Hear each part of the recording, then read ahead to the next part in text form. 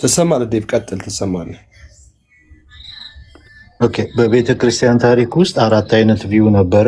ሆሊዝም፣ እንደገና ደግሞ ሞኒዝም፣ ዳይኮቶሚ እና ትራይኮቶሚ በመባል ይታወቃሉ። ሆሊዝም ቅድም ስትናገሩት ነበረ። ይሄ ሁለንተና የሆነ ውህደት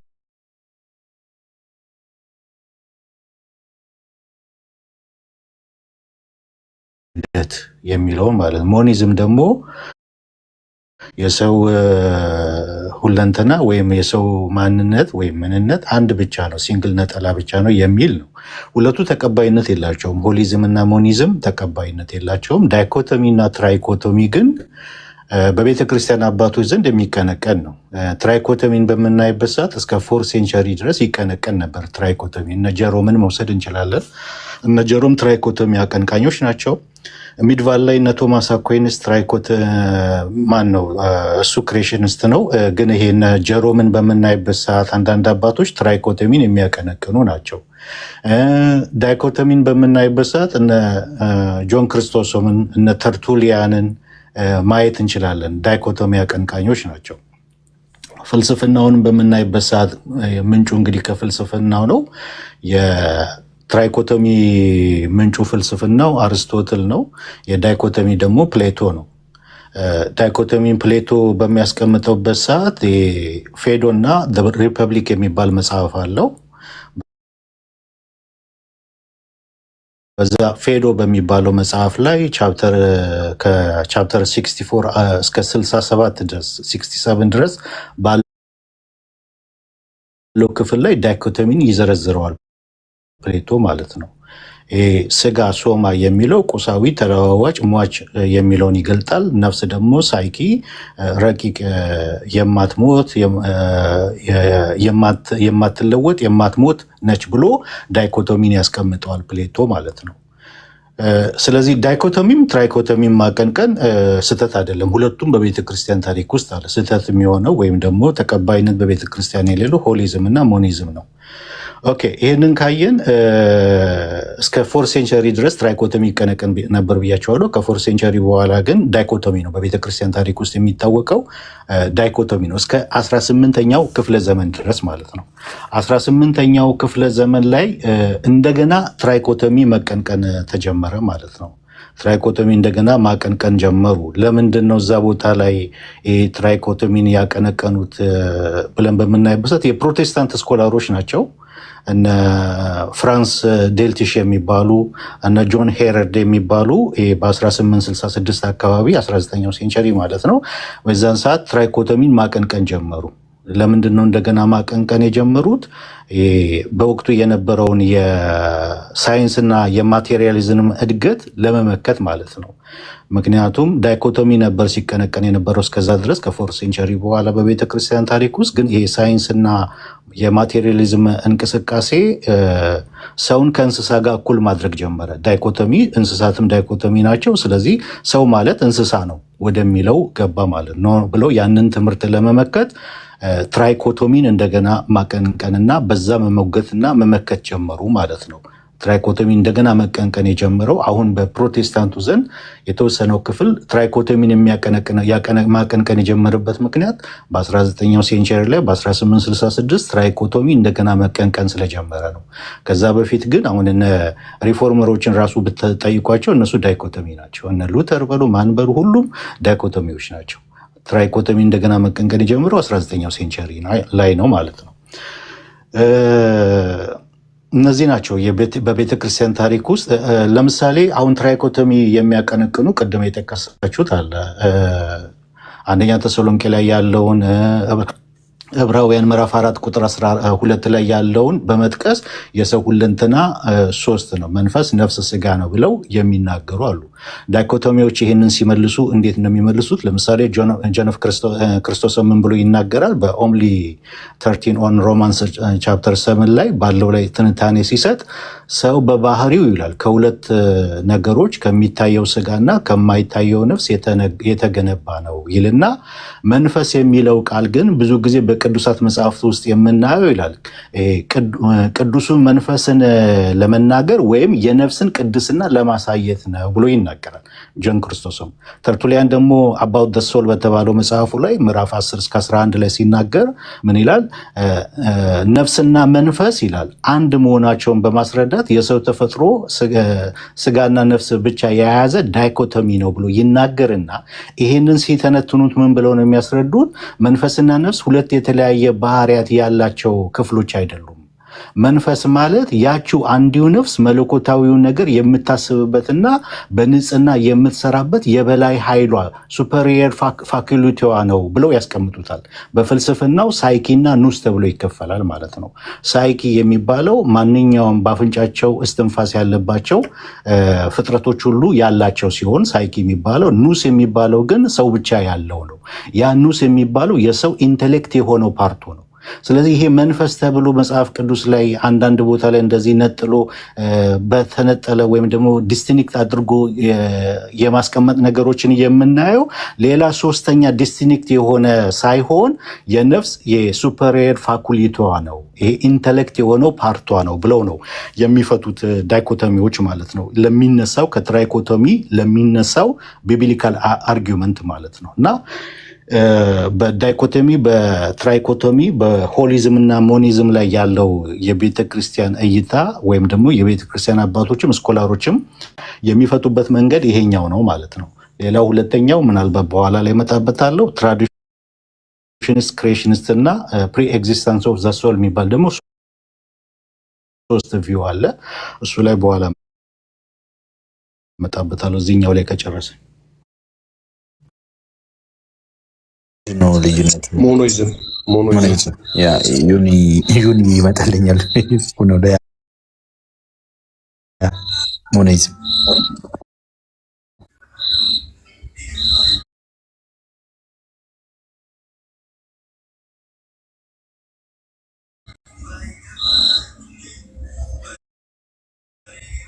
ዴቫ ያ ሆሊዝም ይሄ አሁን የተዋሃደ ነው የሚለው የተዋሃደ አንድ ብሎ ያስቀምጧል።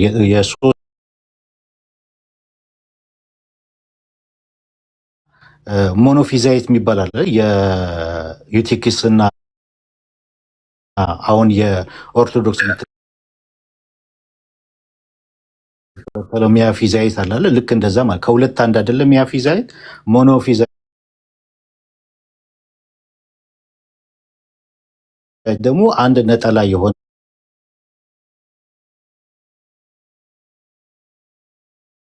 ነው። ልክ እንደዛ ማለት ነው። ሞኒዝም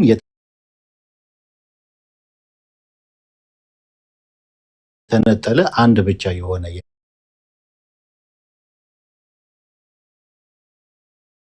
የሚለውን የሚያሳይ ሲሆን ሆሊዝም ደግሞ ውህደ የፈጠረ አንድ ማለት ነው።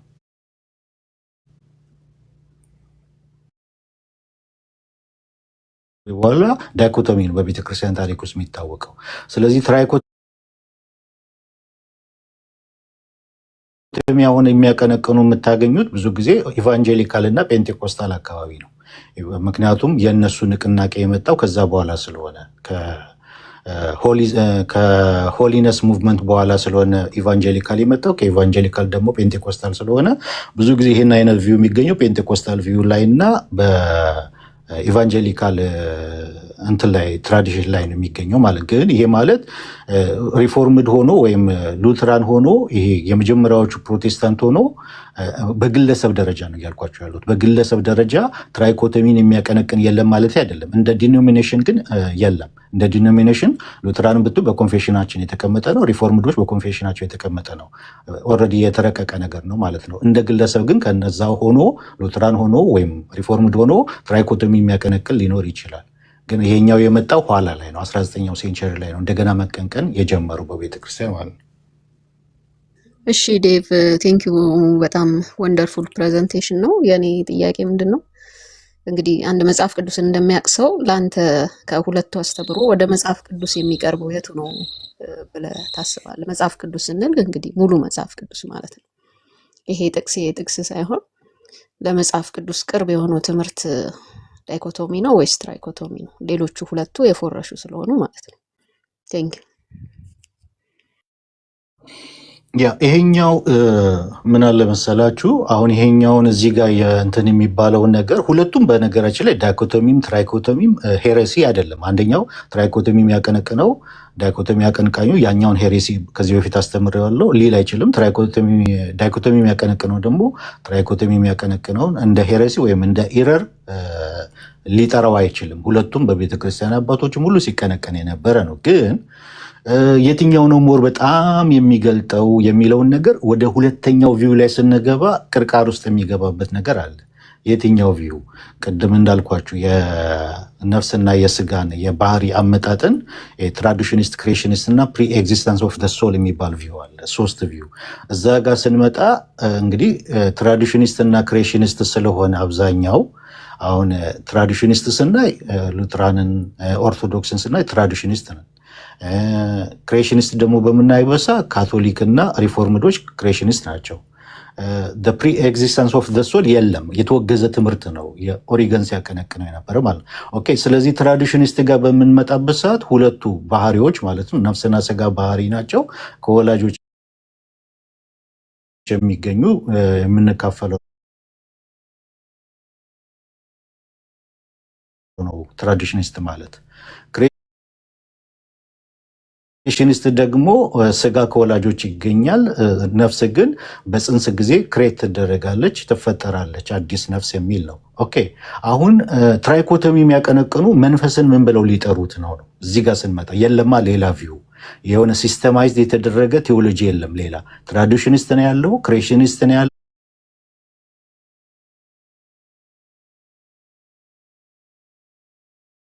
ፕሪ ኤግዚስተንስ ኦፍ ደ ሶል ነው ያለው። ዛገ ስንመጣ አመጣጣቸውን በምንመጣበት ሰዓት ማለት ነው። ስለዚህ የትኛውን ሲስተገለጸው ስጋ ከወላጅ ይገኛል፣ ነፍስ ግን አዲስ ክሬት ምትደረግ ነች፣ ሌላ የለም። ስለዚህ ሆናለች ዲስቲንክት ተደርጋ። ኦኬ። ቴዎሎጂው ምንድን ነው? እንዴት ነው የምትመጣው? አየሽ፣ ያለው ቴዎሎጂ የሲስተማይዝድ የተደረገው ለነፍስና ለስጋ ነው እንጂ ዳይኮቶሚና ምንድነው ትራዲሽኒስትና ክሬሽኒስት እንጂ ትራይኮቶሚን የሚያስተናግድ ሲስተማይዝድ የተደረገ ቴዎሎጂ የለም ነው እያልኩሽ ያለሁት።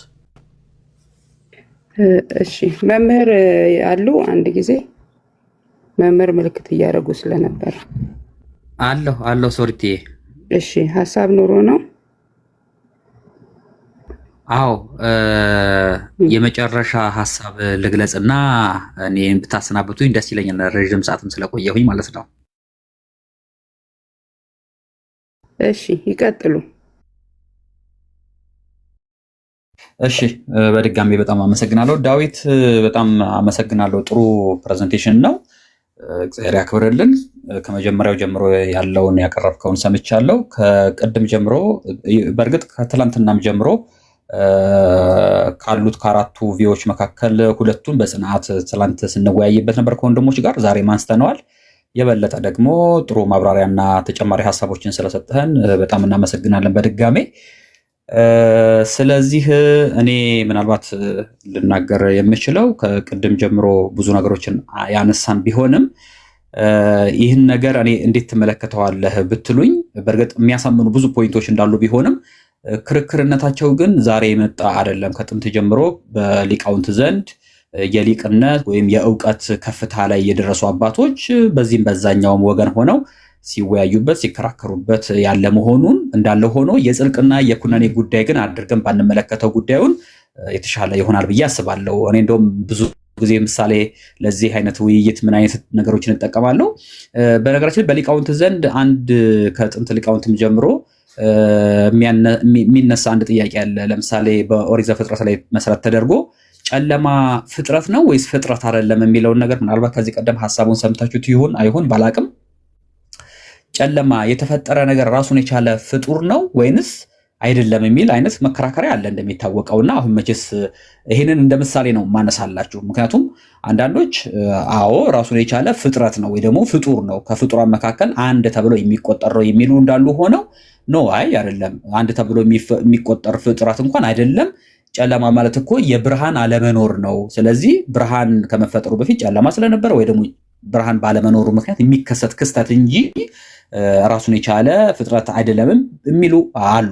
ልክ እንደዛው በዛሬ ዘመን አይነት እይታ ደግሞ እናብራራው ከተባለ ፀሐይ ነች በመሬት ዙሪያ የምትዞረው ወይንስ መሬት ነች በፀሐይ ዙሪያ የምትዞረው አይነት ክርክር አለ አይደለ? እንደሚታወቀው በሳይንሱ ዓለም ትንሽ እውቀት ዘለቀን የምንል ሰዎች የምናወራው ወይም የምናነሳው ነገር አለና እንደዛ አይነት ነገር ሆኖ የጽድቅና የኩነኔ ጉዳይ ባናረገውና ከእውቀት አንጻር አይምሮ ለማስፋት እውቀትን ለማስፋት ከያቅጣጫው ያለውን እይታ ብናየው ጥሩ ነው ብዬ አስባለሁ።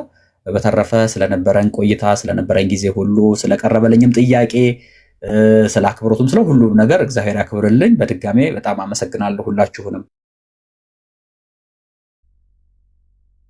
እሺ መምህር እግዚአብሔር ይስጥልን፣ እግዚአብሔር ያክብርልን። ረዥም ሰዓት አብረውን ነበረ የቆየው። ቴንኪው በጣም በስማም አለ ወይንም ዳጊ ለው ሶርቲ እኔ ዴቭን ጥያቄ ልጠይቀው አንዴ። ትችላለህ ዴቭ።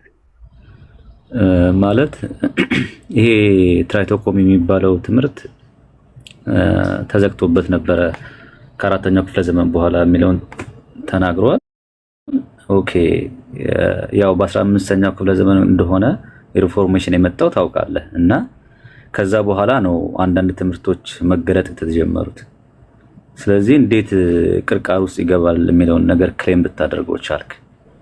ምክንያቱም ብዙ አስተማሪዎች ትራይቶኮሚን አክሴፕት አድርገው አስተምረዋል። እነ ሙሬን ታውቃቸዋለህ። አንደኛው እንደውም የሉተራን ፓስተር ይመስለኛል አይደለም ዮናን የሚባለው ሰው የምታውቀው ይመስለኛል 1555 ላይ ነበረ ሰው። እሱም ይሄን ነገር ክሌም ሲያደርግ ነበር። ይሄን እንዴት ታየዋለህ? እንደውም እኔ ቅርቃር ውስጥ ይገባል ብዬ የማምነው ዳይኮቶሚ የሚለው ቲቺንግ ነው።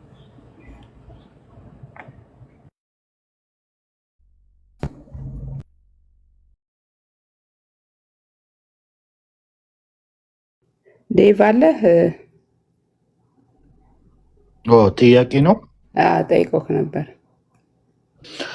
ኦኬ ቅድም እንዳልኩት ነው። በቤተ ክርስቲያን ታሪክ ውስጥ ከአራተኛው ሴንቸሪ ጀምሮ ቋሚ የቤተ ክርስቲያን አስተምሮ ነው ዳይኮቶሚ።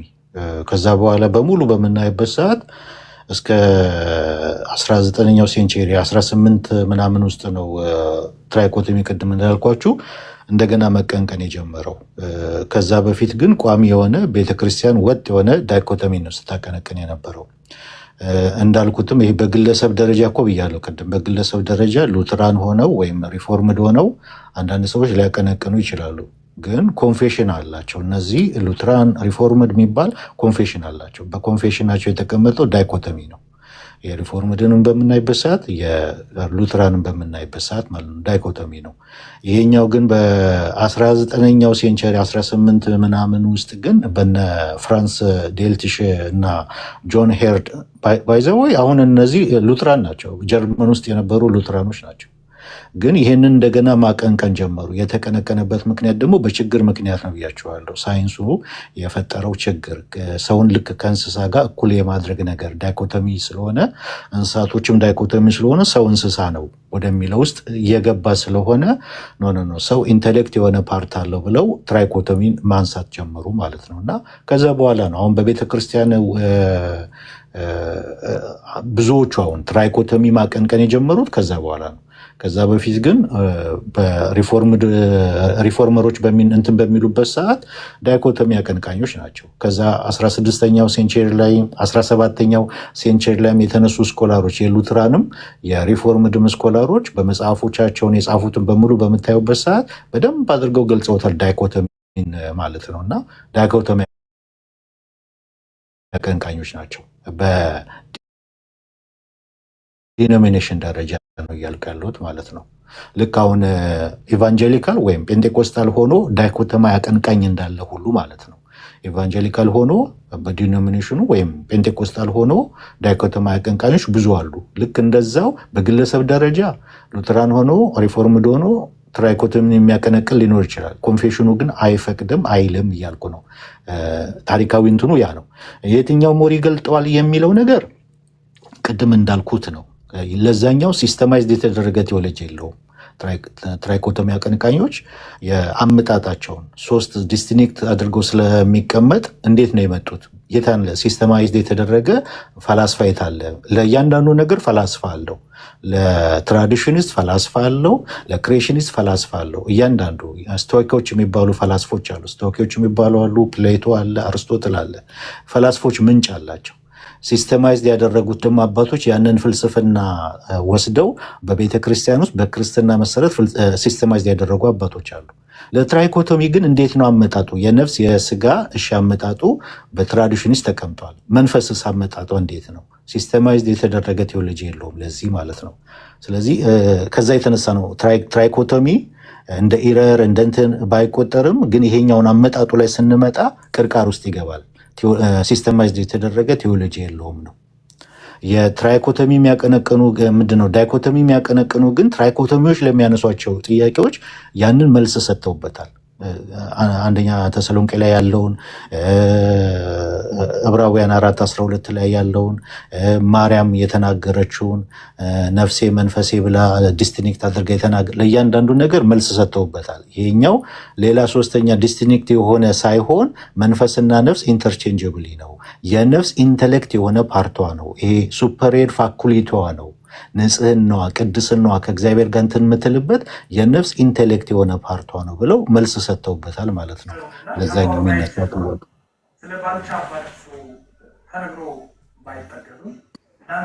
ዴብዬ ከማውጣት በፊት ግን እግዚአብሔር ያክብርልኝ ስላለው ነገር ሁሉ እንደው ሰፋ ባለ መልኩ ሌላ ጊዜ በዚህ ርዕስ ላይ ቤት ከፍተህ ከመፈራረጅ ወጥተን እውቀትን ሼር ለመደራረግ በሁለቱም ጎን ያለውን ሂስቶሪካል ባክግራውንዱንና ቴዎሎጂካል እይታውን ሰፋ ባለ መልኩ ብንወያይበት ብናይበት ጥሩ ነው ብዬ አስባለሁ።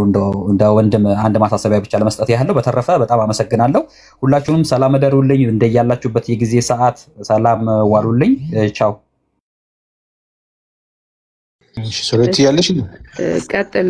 በስማም እግዚአብሔር ይስጥልን መምህር ደህና መምህርዬ። ያው ልክ የእርስዎን ሃንድል ባረግ ነው መልኩ ነው የዴቭንም ሃንድል ያደረግ ነው እና ያው የእሱ የሚያስቀምጠውን ትምህርቱን ነው መወቃቀስ ታይፕ እንኳ ቱ ቢሆነስ እኔ ያላየውም እና ልክ እርስዎ ቅድም በሚያስቀምጡት መልክ ነው የምንይዘው። እርስዎም እንደዛ ይወሰዱትና እዚህም ነገ መቀጠል ይቻላል። እሱም ጊዜ ካለው እርስዎም ካሎት ነገ መቀጠል እንችላለን እና ሞር ደግሞ ሁለታችሁም ትራዲሽኒስት ስለሆናችሁ ብዙ እዚህ ላይ ዲፍረንስ ያላችሁም አልመሰለኝም። ባይሆን እኛን ዴቭ ላይ ጥያቄ የምናነሳውና በዛ ቢረዱት። አይ ልክ ነህ። እኔ እንደዛ ነው የምረዳው። በዚህ ቤት መወቃቀስ አለ ብዬ ሳይሆን አጠቃላይ ካለው ከብዙዎቻችን እንደው አለረል በየቦታው ካለው ከዛ አንጻር ነውና እይታው እንዲሰፋ ለማለት ነው። በተረፈ በጣም ሁላችሁንም አመሰግናለሁ። ቴንክ ዩ። እሺ ወንድም አለ ሲር ባልኮት ዴቪ ይቅርታ ስለተቋረጠብህ ቀጥል። አይ የተጠየቅኩትን የመለስኩ መሰለኝ። ሰላማዊት ላነሳቸው ኢራኒስ እንዴት ታየዋለህ? እስከ 4th ሴንቸሪ ድረስ ይቀነቀን ነበር እኮ ብያለሁ። ትራይኮቶሚ እስከ 4th ሴንቸሪ ድረስ ይቀነቀን ነበረ። ከ4th ሴንቸሪ በኋላ ግን ዳይኮቶሚ ነው በቤተ ክርስቲያን ታሪክ ውስጥ የሚታወቀው እስከ 19ኛው ሴንቸሪ ድረስ ማለት ነው። እነዚህ ስኮላሮች የፕሮቴስታንት ስኮላሮች እስከሚመጡ እና እንትን እስከሚሉ ድረስ ዳይኮቶሚ ነው በቤተ ክርስቲያን ታሪክ ውስጥ የሚታወቀው። እስከ 4th ሴንቸሪ ግን ትራይኮቶሚ ይቀነቀን ነበር። የኔም ጥያቄ ትንሽ ዳውትዬ መለስኩ አይመስለኝም። ለምን መሰለህ? ከ4ኛው ክፍለ ዘመን በኋላ ነው ብዙ ነገር ዲክላይን እያደረገ የመጣው። ከዛ ማርቲን ሉተር በ15ኛው ክፍለ ዘመን ያው ምን እንደተፈጠረ ታውቃለህ፣ አልነግርህም። ከዛ በኋላ ነው አንዳንድ ነገሮች መመለስ የጀመሩት። ከ4ኛው ክፍለ ዘመን በፊት የነበሩት ትምህርቶች ሰርቫይቭ ማድረግ ጀመሩ። ስለዚህ እንዴት አንተ በመካከል ላይ በዳርክ ኤጅ የነበረውን የቴዎሎጂ ተርሞች ቴዎሎጂካል ተርም አለው፣ ትራይኮቶሚ ደግሞ ምንም አይነት ፍልስፍና የለውም ብለህ ዲና እያደረግከው ነው። እና እኔ ትንሽ ይሄ በጣም ቅር አሰኝቶኛል። ምክንያቱም ዳይኮቶሚ ነው እንደውም ቅርቃሮስ የሚገባው መጽሐፍ ቅዱስ ላይ ግልጥ በሆነ መልኩ እነኚህ ፓርቶች ዲስቲንግ እንደሆኑ ይናገራል። መጽሐፍ ቅዱስ ነው የሚነግረን። የሆነ የቴዎሎጂ አስተማሪ ስላለ ሳይሆን መጽሐፍ ቅዱስ ስላለ ነው መቀበል ያለብን። መጽሐፍ ቅዱሳችን ደግሞ እጃችን ላይ በአግባቡ የተመለሰበት ጊዜ መች ነው ከተባለ ከሪፎርሜሽን በኋላ ነው። ይህንን አልነግርህም እና እኔ ክሌም ያረክበትን መንገድ ትንሽ በእኔ እይታ አልወደድኩትም።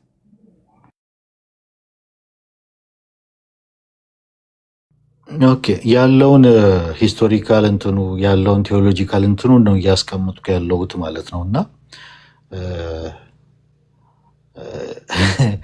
ምንድን ነው ይሄ መልካም ጎኑና ጥሩ ያልሆነ ጎኑ የሚለውን ነው እያስቀመጥኩ ያለሁት።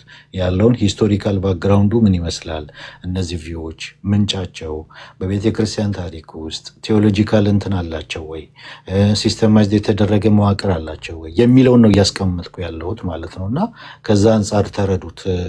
አሁን ቅድም እንዳልኳቸው መጀመሪያ ዳይኮቶሚ አቀንቃኞች ትራይኮቶሚ አቀንቃኞችን ሄሬሲ ወይም ኢረር አይሏቸውም። ትራይኮቶሚ አቀንቃኞችም ዳይኮቶሚ አቀንቃኞችን ሄሬሲ ወይም ኢረር አይሏቸውም።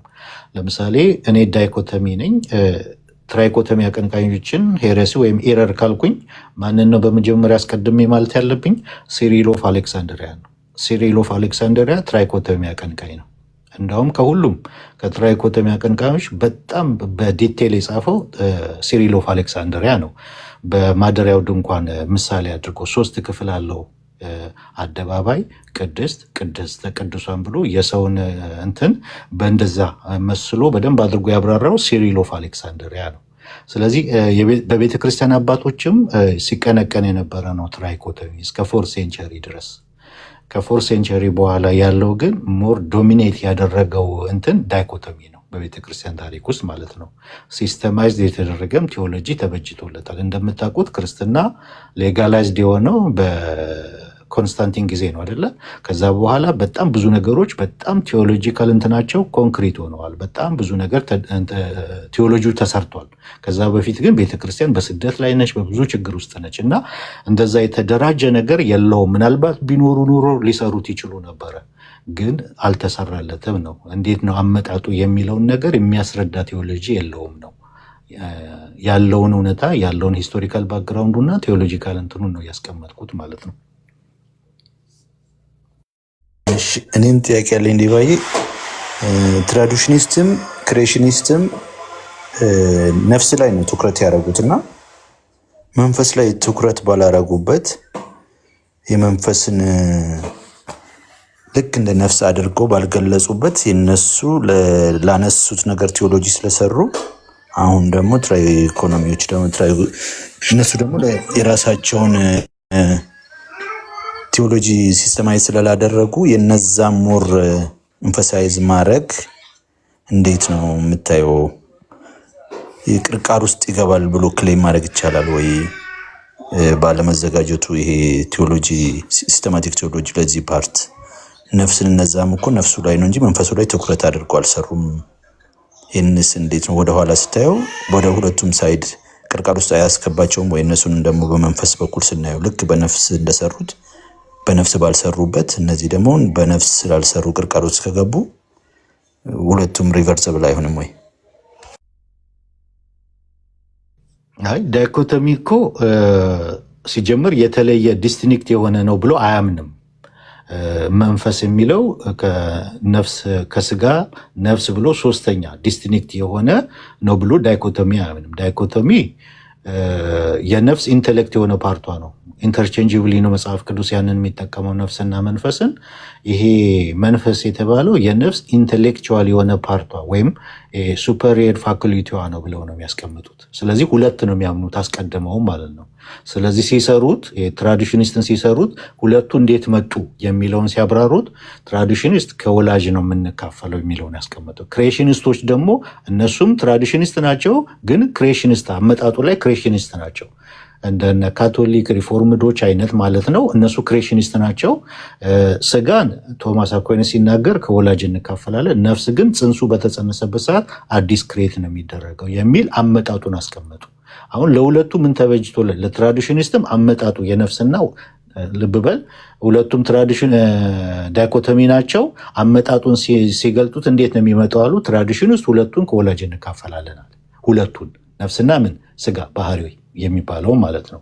ኦኬ ክሬሽኒስቶች ስጋ ከወላጅ እንካፈላለን፣ ነፍስ ደግሞ በጽንስ ጊዜ አዲስ ክሬት ትደረጋለች። አየህ አሁን ለሁለቱ ያለው ሁለት ነው ብለዋል። የተለየ አይደለም፣ ዲስቲንክት የሆነ አይደለም መንፈስ የሚባለው ብለዋል። ለሁለቱ ላሉት ለተናገሩት ነገር ሲስተማይዝድ የሆነ ቴዎሎጂ አዘጋጅተዋል ማለት ነው። ሶስት ያሉት ግን አሁን ትራይኮቶሚዎች ግን ምን ብለው ነው የሚያዘጋጁት? የተዘጋጀ ቴዎሎጂ የለም። ነፍስና ምንድን ነው ነፍስና ስጋ አለላቸው። ከፍልስፍናው መጥቀስ ይችላሉ እንዴት እንደሚገኝ እነ ፕሌቶ እና አርስቶትል የገለጡትን ነገር መግለጽ ይችላሉ ለነፍስና ለስጋ። መንፈስ ግን ሶስተኛ ዲስቲንክት ተደርጎ ስለተቀመጠ አመጣጡ እንዴት ነው የሚለውን ቴዎሎጂ ያልተዘጋጀለትም ነው እያልኩ ያለሁት። ቅርቃር ውስጥ ይገባል ያልኩትም ለዛ ነው። ትራዲሽን ውስጥ ግን ቅርቃር ውስጥ የማይገባበት ምክንያት ምንድን ነው? አስቀድሞም ሁለት ነው የሚለው። ሁለቱ የሚመጡበትን አመጣጥ ሲስተማይዝድ የተደረገ ቴዎሎጂ ተዘጋጅቶለታል ለዛ ማለት ነው። ከዛ አንጻር ነው። ስለዚህ ያንተ ኮንክሉዥን እኮ ነው። እኮ እንትኑን አክሰፕት አድርጌያለሁ። ቅድም አንተ ሳትመጣም እኔ ሁለቱም ላይ ቅድም ሌሎች ስላቸው እንዴት አንዱን አትመርጥም እያሉኝም ነበርና በመምረጥ ደረጃ ትራይኮቶሚ ነው መርጠው። አሁንም ቢሆን ግን አሁን ቅርቃር የሚለው ነገር ነው ትንሽ ኩዌሽን እንዳነሳ ያደረገኝ። ነፍስን ጭራሽ አልነኩም እንዳንል ኢሴንሻል ፓርት ኦፍ ዘ ሶል ብለው ደግሞ ነክተውታል መንፈስን።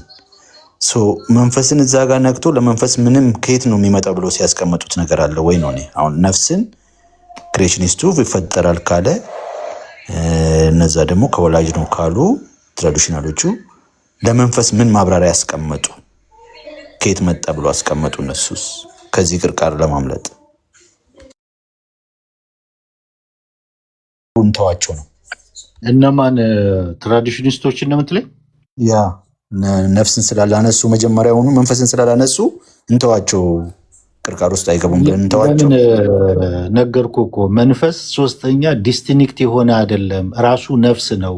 መንፈስ የሚባለው የነፍስ በነፍስ ውስጥ ያለ ኢንቴሌክት የሆነ ፓርቷ ነው። ኑስና ሳይኪ ብለው ይከፍሉታል። ያንን ነፍስን ራሱ ኑስና ሳይኪ ተብሎ ይከፈላል። ሳይኪ የሚባለው ማንኛውም በፍንጫቸው የህይወት እስትንፋስ ያላቸው ሁሉ ያላቸው ማለት ነው። ኑስ የሚባለው ግን ሰው ብቻ ነው ያለው። ያ ኢንቴሌክት የሆነው የነፍስ ፓርቷ ነው፣ ወይም ደግሞ ሱፐሪየር የሆነው ፋኩሊቲዋ ነው ኑስ የሚባለው ማለት። ያንን ራሱ ነፍስ ራሱ ይሄ ሱፐሪየር የሆነ ፋኩሊቲዋ ብለው አስቀምጠውታል እንጂ መንፈስ የሚባለው ከነፍስ የተለየ ሶስተኛ ዲስቲንክት የሆነ ሶስተኛ ነው ብለው አላስቀመጡም። ለዛ ለሁለቱ ላስቀመጡት ደግሞ አመጣጡ እንዴት እንደሆነ ትራዲሽኒስቶችም ክሬሽኒስቶችም ሲስተማይዝድ የተደረገ ቴዎሎጂ ያላቸው ነው እያልኩ ያለሁት። እና መንፈስ የሚባለውን እኮ አሁን አንተ ትራይኮቶሚ ነው መሰለኝ እንደ ሶስት እያየኸው ነው። ሶስተኛ ዲስቲንክት አድርገ ለዛ ያንን አልጠሩትም አላነሱትም እያልከኝ ነው። እንደ ሶስተኛ አይደለም የሚታየው። ነፍስ ኢንተርቼንጅብሊ ነው መጽሐፍ ቅዱስ የሚጠቀመው። መንፈስ ተብሎ የሚጠር የነፍስ ኢንተሌክት የሆነ ፓርቷ ነው ብሎ ነው የሚያስቀምጡት። ግልጽ ነው። አንድ ሀሳብ መስማሚ ጨርስ አልጨረስክም? አይ በቃ ማብራሪያን ተቀብያለሁ ለማለት ብቻ ነው የከፈትኩት። ቀጥል ነው። ከዛ ዳግም ቀጥሎ ቀጥል። ኦኬ እሺ። ዳግም አንድ ቁጥር እየጻፈ እኔ ማለት የፈለግኩት አይ ቲንክ ይሄኛው እንትን ዲቴል የሆነውን ባይብሊካል የሆነውን በተለይ መንፈስ ነፍስ ስጋ የሚለውን ሐዋርያው ጳውሎስ ያስቀመጠውን ሌላም የመጽሐፍ ቅዱስ ክፍል ላይ የተቀመጠውን ነገር ከሰው አፈጣጠር አንጻር ፍልስፍናው ዲፋይን ያደርገዋል ብሎ ማሰብ ተገቢ ነው ወይ የሚል ጥያቄ አለኝ። እና ያ ትራዲሽኒስትም ክሬሽኒስትም ያንን ፍልስፍና ያመጡት ሰዎች ዲቴል መንፈስ ነፍስን ስጋን ከፋፍለው ተመልክተው የነሱን መፈጠር ዲስክራይብ እንዲያደርጉ ይጠበቅባቸዋል ብዬ አላምንም። ግን መንፈስ ያው የማይታየው የሰው ፓርት ነው። ያው ትራይኮቶሚን የሚያምኑ ሰዎች ሁሉ መንፈስ የውስጠኛው የሰው ፓርት እንደሆነ፣ ነፍስ ደግሞ የሰው የአእምሮ የነፍስ የስሜቱ የፈቃዱ ፓርት እንደሆነ ነው የሚያምኑት። እና አሁንም ክሬሽኒስቶች እንደሚያምኑት ነፍስ የሚፈጠር ከሆነ ትራዲሽኒስቶች እንደሚያምኑት ነፍስ ከወላጅ የሚወሰድ ከሆነ የማይታየው የሰው ፓርት ወይ የሚፈጠር ነው ወይ ከወላጅ የሚወሰድ ነው ብለን ያንን መቀበል እንችላለን እንጂ ትራይኮቶሚ የሚለው ሀሳብ ቅርቃር ውስጥ ይገባል በፍልስፍና ወይንም ባለው ቲዮሪ መሰረት ከሄድን ብሎ ማስቀመጡ በዚህ ወይ ልክ ይሆናል ብዬ አላስብም። እና ከዛ ይልቅ ግን ባይብሊካል አርጊውመንቶቹ የተነሱትን ባይብሊካል አርጊውመንቶች ካየናቸው በጣም ጠንካራ ነው ብዬ አላምንም። አሁን መጽሐፍ ቅዱስ ነፍስና መንፈስን ኢንተርቼንጀብሊ ይጠቀምባቸዋል ነው ዋናው ነገር የሚነሳውና ግን እነዛን ጥቅሶች ካየናቸው በእርግጥ እንደዛ ብሎ ድምዳሜ ለመስጠት ያስችላሉ ብዬ አላምንም። ከዛ ይልቅ በጣም ጠንካራ ጥቅሶቹን አንድ በአንድ ማየት ይቻላል እና ከዛ ይልቅ በጣም ጠንካራ አርጊውመንት ነው ብዬ ማስበው መጽሐፍ ቅዱስ በደንብ ዲስቲንክት አርጎ የሰውን ፓርት መንፈስ፣ ነፍስ፣ ስጋ የሚለውን ያስቀምጣል። ውጪስ አንደኛ ተሰሎንቄ ምዕራፍ 5 ላይ ያለው እንደገና ደግሞ ዕብራውያን ምዕራፍ 4 ላይ በጣም ግልጽ በሆነ መልኩ እንዲሁ የእግዚአብሔር ቃል መንፈስንና ነፍስን እስኪለይ ድረስ ይወጋል ይላል። መንፈስንና ነፍስን ውጪስ መንፈስና ነፍስ የማይለያዩ ነገሮች ዲስቲንክት የሆኑ ነገሮች ካልሆኑ የእግዚአብሔር ቃል ሊለያቸው አይችልም። ግን መንፈስና ነፍስን የእግዚአብሔር ቃል ይለያል ይላል እና እስኪለይ ድረስ ይወጋል ይላል እና በጣም ጠንካራ አርጊውመንት ነው ብዬ ማስበው በትራይኮቶሚ በኩል የሚነሳው ነው እና ግን እነዚህ ዳይኮቶሚ ላይ የሚነሳው መጽሐፍ ቅዱስ መንፈስና ነፍስን ኢንተርቼንጅብል ይጠቀማል የሚለው ነገር ዲቴይሊ ካየ ነው ዲቴይሊ ከመረመር ነው በጣም ጠንካራ አርጊውመንት ነው ብዬ አላስብም። ኢየሱስ ክርስቶስ አንድ ቦታ በመንፈሱ ታወከ ይላል፣ ሌላ ቦታ ደግሞ ነፍሴ ታወከ ያለበት አለ። ስለዚህ በነፍሴ ታወከ ስላለና ሌላ ቦታ ላይ ደግሞ በመንፈሱ ስለታወከ ነፍስና መንፈስ የሚለው ኢንተርቼንጅብሊ ነው የሚጠቀመው መጽሐፍ ቅዱስ ብሎ ድምዳሜ ለመስጠት ያስችላል ብዬ አላስብም። ምናልባት ዲቴል መሄድ ካለብን እዛ ላይ የምንሄድበታለን። ጸጋ ይብዛላችሁ፣ ሀሳብ ስጡበት።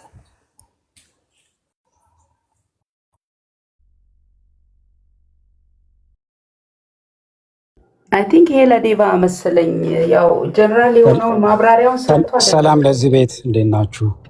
ቢሲ ሰላም ነው። ቅርቃር ይሆናል ይገባል ያለው ጀነራል ሀሳቡን ለምን የሚለውን ነገር እንትን አልሄደበትም። በአጠቃላይ ከነበረው የአባቶች እንትን የተነሳ መሰለኝ። ስለዚህ ያንን መወያየት የምትፈልጉ ከሆነ ምናልባት እሱ እዛ ላይ ስታንድ አድርጎ መወያየት ከፈለገ ያው ሌላ ቀን እንትን ትላላችሁ። ምናልባት እቺ ቅርቃር የምትለው ነገር ከበድ ብሏችሁ ከሆነ ያው መውጫ ላይኖረው ይችላል፣ በቂ የሆነ ሀሳብ ላይኖረው ይችላል የሚለውን ሀሳብ ውሰዱትና እዛ ላይ ዴቫ እንትን ማለት ትችላለህ። የግድ አንድ ነገር ልበል እዚህ ትንሽ ያ በዳይኮቶሚ እና በትራይኮቶሚ ላይ ቅድም ዴቭ ባለው እስማማለሁ። አንደኛው ሄሬቲክ ነው ምናምን አይልም። መጽሐፍ ቅዱስ ሁለቱም ላይ ኤምፈሳይዝ ያደርጋል እና ሞር ዌይት ያደርግ። በተለይ በከሪፎርም ቴዎሎጂ ምናምን ዳይኮቶሚ ላይ ብዙ ተሰርቷል። እሱ እውነቱን ነው። ግን መጽሐፍ ቅዱስ ደግሞ ትራይኮቶሚን በደንብ ትራይኮቶሚን የሚቀበሉ ሪፎርምድ ቴዎሎጂያንስም አሉ። በጣም በዚህ ነገር ላይ ኤክስቴንሲቭሊ የጻፈው ካገኛችሁ ብታነቡት የዶክተር ጎርደን ክላርክ ቢብሊካል ዶክትሪን ኦፍ ማን የሚለውን ብትመለከቱ ጥሩ ነው። ስትሮንግ የሆነውንም የትራይኮቶሚንም ሀሳብ እንትን ያደርጋል። ይሄ እስከ 4ኛው ክፍለ ዘመን ድረስ ነበር፣ ከዛ በኋላ ምንም አልነበርም የሚለው በጣም ትልቅ ኤረር አለው። በጣም አደገኛ ነው። በተለይ ይህንን እንደዚህ አይነት ዲፌንስ የሚያመጡ ሰዎች የመንፈስ ቅዱስ ስጦታንም ልክ በዛው ነው የሚመለከቱት። ከዛ በኋላ አልነበረም ምናምን ይላሉ። እሱ በጣም በአባቶች ላይ ኮምፕሊትሊ ከመጽሐፍ ቅዱስ በላይ ሂስትሪን ከመጽሐፍ ቅዱስ በላይ አባቶችን ኤሊቬት የማድረግ ኤረር ነው ብዬ አስባለሁ። ግን መጽሐፍ ቅዱስ ኢንተርቼንጅብል አድርጎ ያስቀምጠዋል። መጽሐፍ ቅዱስ ላይ ለምሳሌ ኢየሱስ ክርስቶስ በመስቀል ላይ ሆኖ ነፍሱን ሰጠ ይላል። እንግሊዝኛው ግን ስፒሪት ነው የሚለው እና ብዙ ቦታ እንደዛ አለ። ግን አሁን ተሰሎንቄ ላይ ምናምን ያሉት መልስ ተሰጥቷቸዋል የሚለው መልስ ተሰጠ ማለት ኢየሱስ ክርስቶስ አምላክ አይደለም አምላክ ነው ብለው የተጻፈም ላይ እኮ ሌሎች መልስ ሰጥተናል ይላሉ እኮ ጆቫ ዊትነሶች። ስለዚህ ተሰጥቷል ማለት ኮንክሪት የሆነ ወይም አብሶሉት የሆነ መልስ አለው ማለት አይደለም። እኔ ፐርሰናሊ ትራይኮቶሚ እንትን አለው ነው። አሁን ለምሳሌ ቅድም ሰው ስጋ ከአባትና ከእናት ይመጣል ከዛ በኋላ ግን ነፍስ የምትፈጠር ነው የሚለው ነገር ዶክተር ክላርክ ለዳይኮቶሚስቶች ትልቅ ፈተና የሚሆንባቸው ነፍስ የምትፈጠር ከሆነ እግዚአብሔር አሁንም እየሰራ ነው ማለት ነው። ስለዚህ እግዚአብሔር አላረፈም ማለት ነው። አሁንም እግዚአብሔር በመፍጠር ክሪኤሽን ውስጥ ካለ በ7 ቀኑ አረፈ የሚለውን ነገር እንትን ያደርገዋል። ስለዚህ ትራይኮቶሚዎች የሚያመጡባቸው ቻሌንጅ እሱ ነው። ስለዚህ ምንድን ነው የሚሉት ነፍስ እንትን ኢምፓርት የምታደርገው ከአባት ነው የሚለውን ይቀበላል። ስለዚህ መልስ አልተሰጠም የሚለው ነገር ትክክል አይደለም፣ ተሰጥቷል። ዳይኮቶሚስቶች ለሚያመጡት ጥያቄ ታዲያ እንትን ላይ ሶስተኛው ከየት መጣ የሚለው ላይ ነፍስና መንፈስ ኢንተርቼንጀብል የሚመስል ቢሆንም የነፍስ ፓርት ተደርጋ ልትፈጠራችሁ፣ ምክንያቱም ነፍሳችሁ መንፈሳችሁ ክርስቶስ ከሚመጣ ድረስ ለይቶታል ዛሬ። ሁለተኛ ደግሞ የእግዚአብሔር ቃል ነፍስንና መንፈስን እስከሚለይ ድረስ ስለሚል ነፍስን ከመንፈስ በላይ አድርጎ ማስቀመጥ ትክክል አይደለም። መንፈሳችሁ የእግዚአብሔር መንፈስ ከመንፈሳችሁ ጋር ሆኖ የእግዚአብሔር ልጆች መሆናችሁን ይመሰክራል ስለሚል ማንነታችሁ ወይም ሪዘረክት የተደረገው መንፈሳዊ ሞት የሆነው ያ ነፍሳችን ዲፓርት ያደርገው ነፍስ ከስጋ ስትለይ የስጋዊ ሞት ነው። መንፈሳችን ግን ከእግዚአብሔር ህያውነትን ከሚሰጣት ስትለይ መንፈሳዊ ሞት ነው። ስለዚህ ከእግዚአብሔር ተለይታችሁ ሙታን ነበራችሁ የሚለው መለያየትን ስለሚገልጽ መንፈስን የግድ ሪኮግናይዝ ማድረግ ግድ ይላል። ግን መጽሐፍ ቅዱስ ይሄ ነው የሚለውን ነገር ነው የሚያደርገው? ኖ ኦፍ ኮርስ ናት። ሁለቱም አይነት እንትኑ አለ፣ ልክ ካልቪኒስትና አርሜኒያን እንደሚከራከሩበት ማለት ነው። ነገር ግን ትልቁ ስህተት መሰራት የሌለበት በዚህ ነገር ላይ አልተሰራም የሚለው ነገር ትክክል አይደለም። ኢቨን ኮርኔሊየስ ቫንቲል ፕሪሰፖዚሽን ሲሰራ በዚህ ነገር ላይ ኤክስቴንሲቭሊ ጽፏል። ቅድም ሲሪል ኦፍ አሌክዛንደሪያም በዚህ ነገር ብዙ አባቶችም በዚህ ላይ ጽፈዋል። አንዳንድ ነገሮች በመጽሐፍ ቅዱስ ትልቅ ዶክትሪን የሚሰራባቸው ነገሮች አይደሉም። ስለ ራሳችን ራሱ በደንብ እንኳን የምናውቅ አይደለም። ስለ አእምሮ፣ ስለ ልብ፣ ስለ ምናምን በመጽሐፍ ቅዱስ በተገለጠላቸው መጠን ይጽፋሉ እንጂ የሆነ ዶክትሪን አድርገው ከመዳን ጋር የሚያያይዝ ነገር ካልሆነ በስተቀር ስላልጻፉ ቅርቃር ውስጥ ገብቷል የሚለውን ወርድ ምናልባት ለሁላችንም ትንሽ አንኮንፈርተብል ያደረገን እሱ ሊሆን ይችላል ማለት አይቻልም። ይሄ ሌላ ብዙ ነገሮችን ወይም ኮምፕሊትሊ ዲፐንደንት ያደርገናል ማለት ነው። ካልተጻፈ እንደዚህ አይነት ነገር ላይ ኤምፋሳይዝ ካላደረጉ የለም ማለት። መጨረሻ ይህን ልበልና ልጨርስ። ቴዎሎጂ ወይም ዶክትሪን ምናምን እያደገ ነው የሚመጣው። ለምሳሌ አባቶች በመጀመሪያ ክፍለ ዘመን ስለ እስልምና አልጻፉም። ይሄ ማለት በቃ እስልምና የሚባል ነገር የለም ማለት አይደለም። በጊዜው የነበረው ደግሞ መልስ ሰጥተዋል። አሁን ስለ አነስቴዥያ ወይም ክሎኒንግ አባቶች አልጻፉም። ስለዚህ ስላልጻፉ ዝም ነው የምንለው? በየጊዜው ለሚመጡ ነገሮች መልስ ይሰጣል። ፕሮግሬሲቭ ነው ቴዎሎጂ ዶክትሪን። ስለዚህ ያንን እንደ ትምህርት እንረዳዋል እንጂ መጽሐፍ ቅዱሳችን ነው ዋና መሰረት መሆን ያለበት ብዬ አስባለሁ። ታንክ ዩ። መልካም ዴቭ መናገር ትችላለህ። ያ ሰላም ብያለሁ። ቢሲ የአንትሮፖሎጂ እንትን ቢብሊካል ብቻ አይደለም ፍልስፍናም ነው። ምክንያቱም ያንን ትንተና እንትን የመጣው ከፈላስፎች ነው። ስቶይኮች አሉ፣ ፕሌቶ አለ፣ አርስቶትል አለ። ያንን ፍልስፍና ነው ወደ ቤተ ክርስቲያን ሲስተማይዝድ አድርገው የቤተ ክርስቲያን አባቶች እንትን ያደረጉት ማለት ነው። ለምሳሌ ፕሌቶ ምን ብሎ ያስቀምጣል? እዛኛው ላይ በኋላ ስንገባ ይሄ ፕራይመሪ ሰብስታንስ እና ሰከንደሪ ሰብስታንስ ብሎ የሚያስቀምጠውን እንዴት አድርገው ወደ ኢሴንስ እና ሃይፖስታሲስ የቤተክርስቲያን አባቶች እንደለወጡት በኋላ እናያለን። ግን ይሄ አንትሮፖሎጂ እንትን ቢብሊካል ላይ አሁን የሰው አጥንቱ ጅማቱ ምኑ በፍልስፍና እንትን የሚባል ነገር ነው። ይሄ ረቂቅ የሆኑ ነገሩን ውስጣዊ ነገሩን በፍልስፍናው የሚዋቀር የሚተነተን ነገር ነው።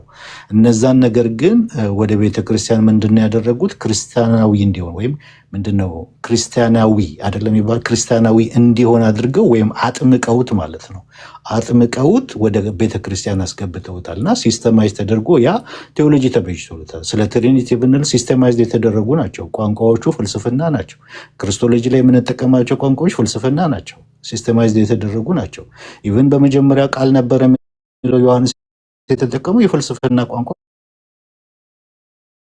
ነው። እያንዳንዱ ነገሮች ብዙ ነገሮች ከፍልስፍና አዳፕት የተደረጉ ናቸው እና ይህንን አሁን እንትን ብዬ ያልኩት ለምንድን ነው? ፈላስፋ እንኳን የለውም ነው እያልኩ ያለሁት። ለምሳሌ አሁን ትራይኮቶሚ የሚያቀነቅኑ አባቶች ነበሩ አይደለ?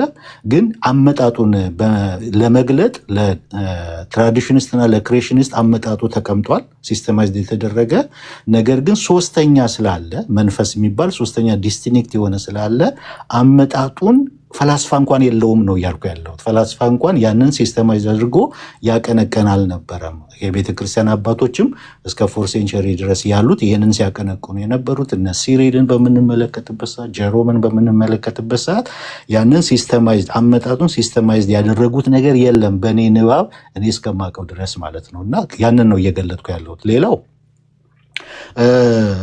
ቢሲ ቅድም ያነሳው ለትራዲሽኒስት ሳይሆን ያቀርቃር ለክሬሽኒስት ናቸው። በነገራችን ላይ ክሬሽኒስቶችም ትራዲሽኒስትም ምንድን ነው? አዎ ትራዲሽኒስትም ክሬሽኒስትም ዳይኮተማይ ናቸው። ሁለቱም ዳይኮተማይ ናቸው። ሁለቱን እንለየው። ሁለቱ የተለያየ ነው። ዳይኮተማይ ማለት የሰው ሁለንተና ሁለት ነው። ትራይኮተማይ 3 ነው።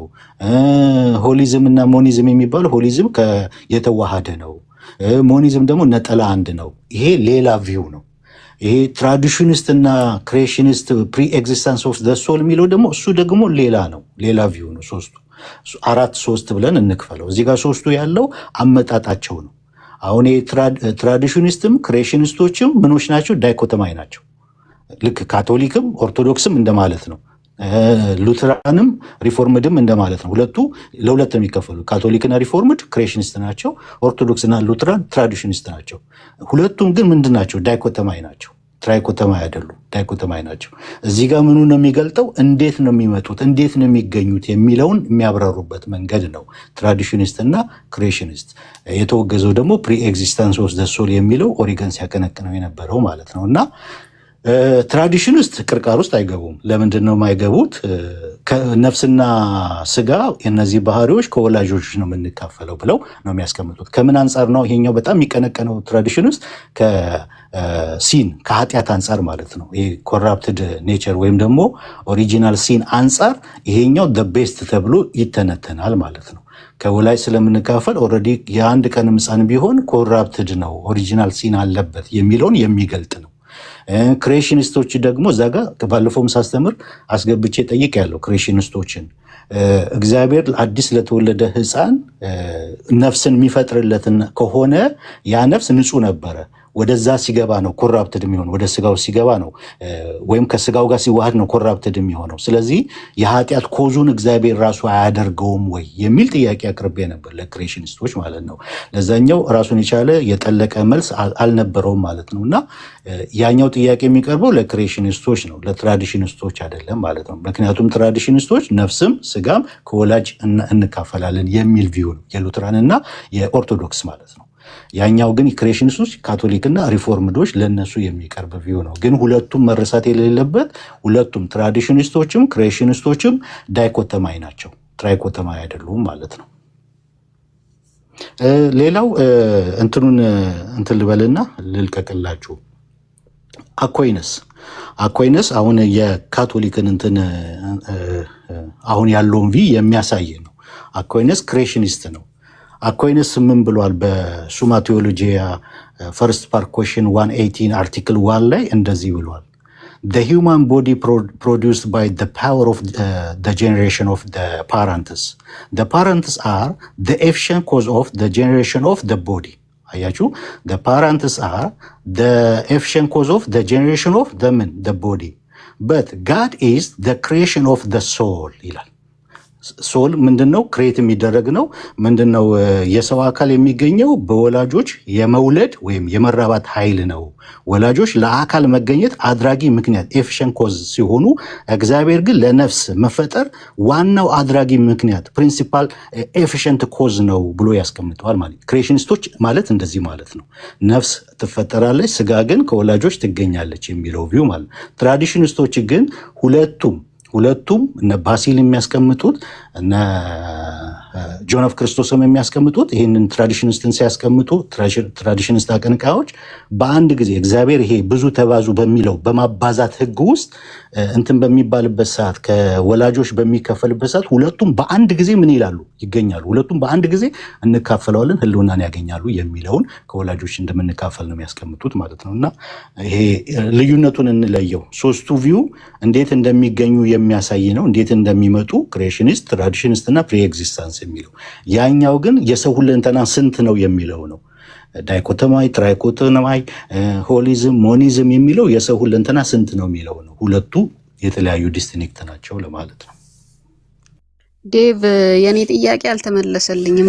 አንድ ጊዜ ሰላም ብዙ ስለጠይቅ ለሌሎች ቅድም አቋርጠሽኛል። ጥያቄን ችግር የለውም። አንድ ጊዜ ያዡና ሌሎቹ ስላሉ ጥያቄ ያላቸው ሰጥሻለሁ። ሶሪ ኦኬ ቀጥል። ጥያቄህን ያ ከታች ስጥፍ ስለነበረ እሺ። መጀመሪያ ደረጃ ሰላም ብያለሁ። ሁላችሁም እንዴት ናችሁ? ሰላም ነው፣ እግዚአብሔር ይመስገን። ጥሩ የሆነ የመማር ማስተማር ሂደት እያካሄዳችሁ ነው፣ በርቱ። ያው እኔ ጥያቄ ለመጠየቅ ነበር መጽሐፍ ቅዱስ ላይ ከፈቀዳችሁልኝ። በዚህ ሀሳብ ነው? አይ ከሀሳቡ ውጭ ነው። ኦኬ ከሀሳብ ውጭ ሌላ በኋላ። እሺ ቴንክ ዩ። ዳልተር አለ? አዎ አለው። ሶሪቲ ቴንክ ዩ ስላስገባሽኝ። መጠየቅ እችላለሁ ዴቭ? አዎ ቀጥል። እሺ ዴቭ፣ ጌታ ብርክ ያድርግ። በጣም ደስ የሚል ትምህርት ነው እያስተማርክ ያለው። አብዛኛውን ታችሁኝ ተከታትያለሁ። በነገራችን ላይ አይ ቲንክ ዴቭ ሲያስተምር ክሌም ያደረገው ነገር ያለ አይመስለኝም። ሰዎች አይ ቲንክ ካለው ኮንፈርማቲቭ ቲቺንግ የተነሳ ክሌም ይመስላል እንጂ አይ ዶንት ቲንክ ሶ ክሌምድ ኤኒቲንግ። ግን ዴቭ አንድ የምጠይቅህ ጥያቄ አለ ከቻልኩ ማለት ነው። እኔ ያው ፔንቴኮስታል ነኝ። አንተ እየተናገርክ ያለው በእነዚህ በተለይ 4ኛው ክፍለ ዘመን ላይ ሁላችንም እንደምናውቀው መንግስት ሃይማኖት እንዲሆን ኪንጉ ዲሳይድ ያደረገበት ሁኔታ ነበረ። ከዚያ የተነሳ እነዚህ ትራይኮኖሚ የሚጠቀሙ እንትኖች ተጉላልተዋል። ትምህርቱም ራሱ ተወግደዋል። ያም ብቻ አይደለም። ከዛ ጀምሮ እነዚህ ሁለቱ ላይ ነበረ፣ በመንግስትም ድጋፍ ስለነበረ እነዚህ ነገሮች ሌፍት ኦቨር ሆነዋል ማለት ነው። በተለይ ሶስቱን የሚያካሄዱ እንትኖች ሰዎች ማለት ነው። እነ ጆሮሜ ብዙዎች ናቸው፣ ግን እነሱ ሁሉ እንግልት እንደደረሰባቸው ታሪክ ይናገራል። ይህ በእንዲህ እንዳለ ግን ዴቭ የምጠይቅ ነገር እነዚህ ሁለቱ ነገሮች ሞር ቴስቲሞኒ ያላቸው ወይም ትራዲሽን ያላቸው ከብዙ ጊዜ ጀምሮ የመጡ ስለሆነ ኢቨን ቴዎሎጂካል ስኩል እንኳን ስትመለከቱ ስለ መንፈስ ቅዱስ የሚያስተምሩ ኤግዚስት ያደረጉበት ሁኔታ አይደለም። በቅርብ ጊዜ ነው አይ ቲንክ አርቨስ ቴዎሎጂ የሚባሉ እንትኖች ተነስተዋል። ኢቨን ቴዎሎጂ ውስጥ የሚማሩት ነገር አይደለም። ይህ በእንዲህ እንዳለ ግን መጽሐፍ ቅዱሳችንን ስንመለከት እነዚህ ሶስቱን ዲስቲንግት አድርጎ ያስቀምጠዋል። በተለይ ሰውነታችሁን ብሎ ስጋችሁን፣ ነፍሳችሁንና መንፈሳችሁ ጌታ ኢየሱስ ክርስቶስ እስኪመጣ ድረስ ፈጽሞ የተጠበቁ ብሎ ይሁኑ ብሎ አዲስ ኪዳን ላይ ለምንድን ነው ይህ ትምህርት በቴዎሎጂ ደረጃ አልተሰጠው? እንዳልኳቸው እኔ ፔንቴኮስታል ስለሆንኩኝ በጣም ዲፕሊ ማምነው እነዚህ ሶስቱ የተለዩ ናቸው የሚል እምነትና ቲቺንግ ነው ያለኝ። እኔ ራሴ ከየት አገኘው ብትሉኝ ከመጽሐፍ ቅዱስ ውስጥ እንደ ኒው ቴስታመንት 75% የሚያወራው ስለ ሆሊ ስፒሪት እና እኛም ውስጥ የሚኖረው ከመንፈሳችን ጋራ የተለየ ግልጽ የሆነ ነገር ስላለ እዚህ ላይ ለምንድን ነው ብዙ ትምህርት ያልተሰራው? ቴዎሎጂ ስኩሎች ውስጥ ለምን በዚህ ነገር ላይ ማስተማር አልደፈሩም? እቺን ጥያቄ ነው የምጠይቀው። ዴቭ ቴንክ ዩ። ምንም አይነት እንትን የለኝም፣ ኦፖዚት ሳይሆን ያለኝ ዩ ቲቺንግ ጉድ። ግን እነዚህ ነገሮች ላይ እንዲሁ ሪሰርች አድርገህ ታውቃለህ ወይስ አንተ በምታምነው ብቻ ነው እያስተማርክ ያለው? ቴንክ ዩ ስለሰጣችሁን ጊዜ።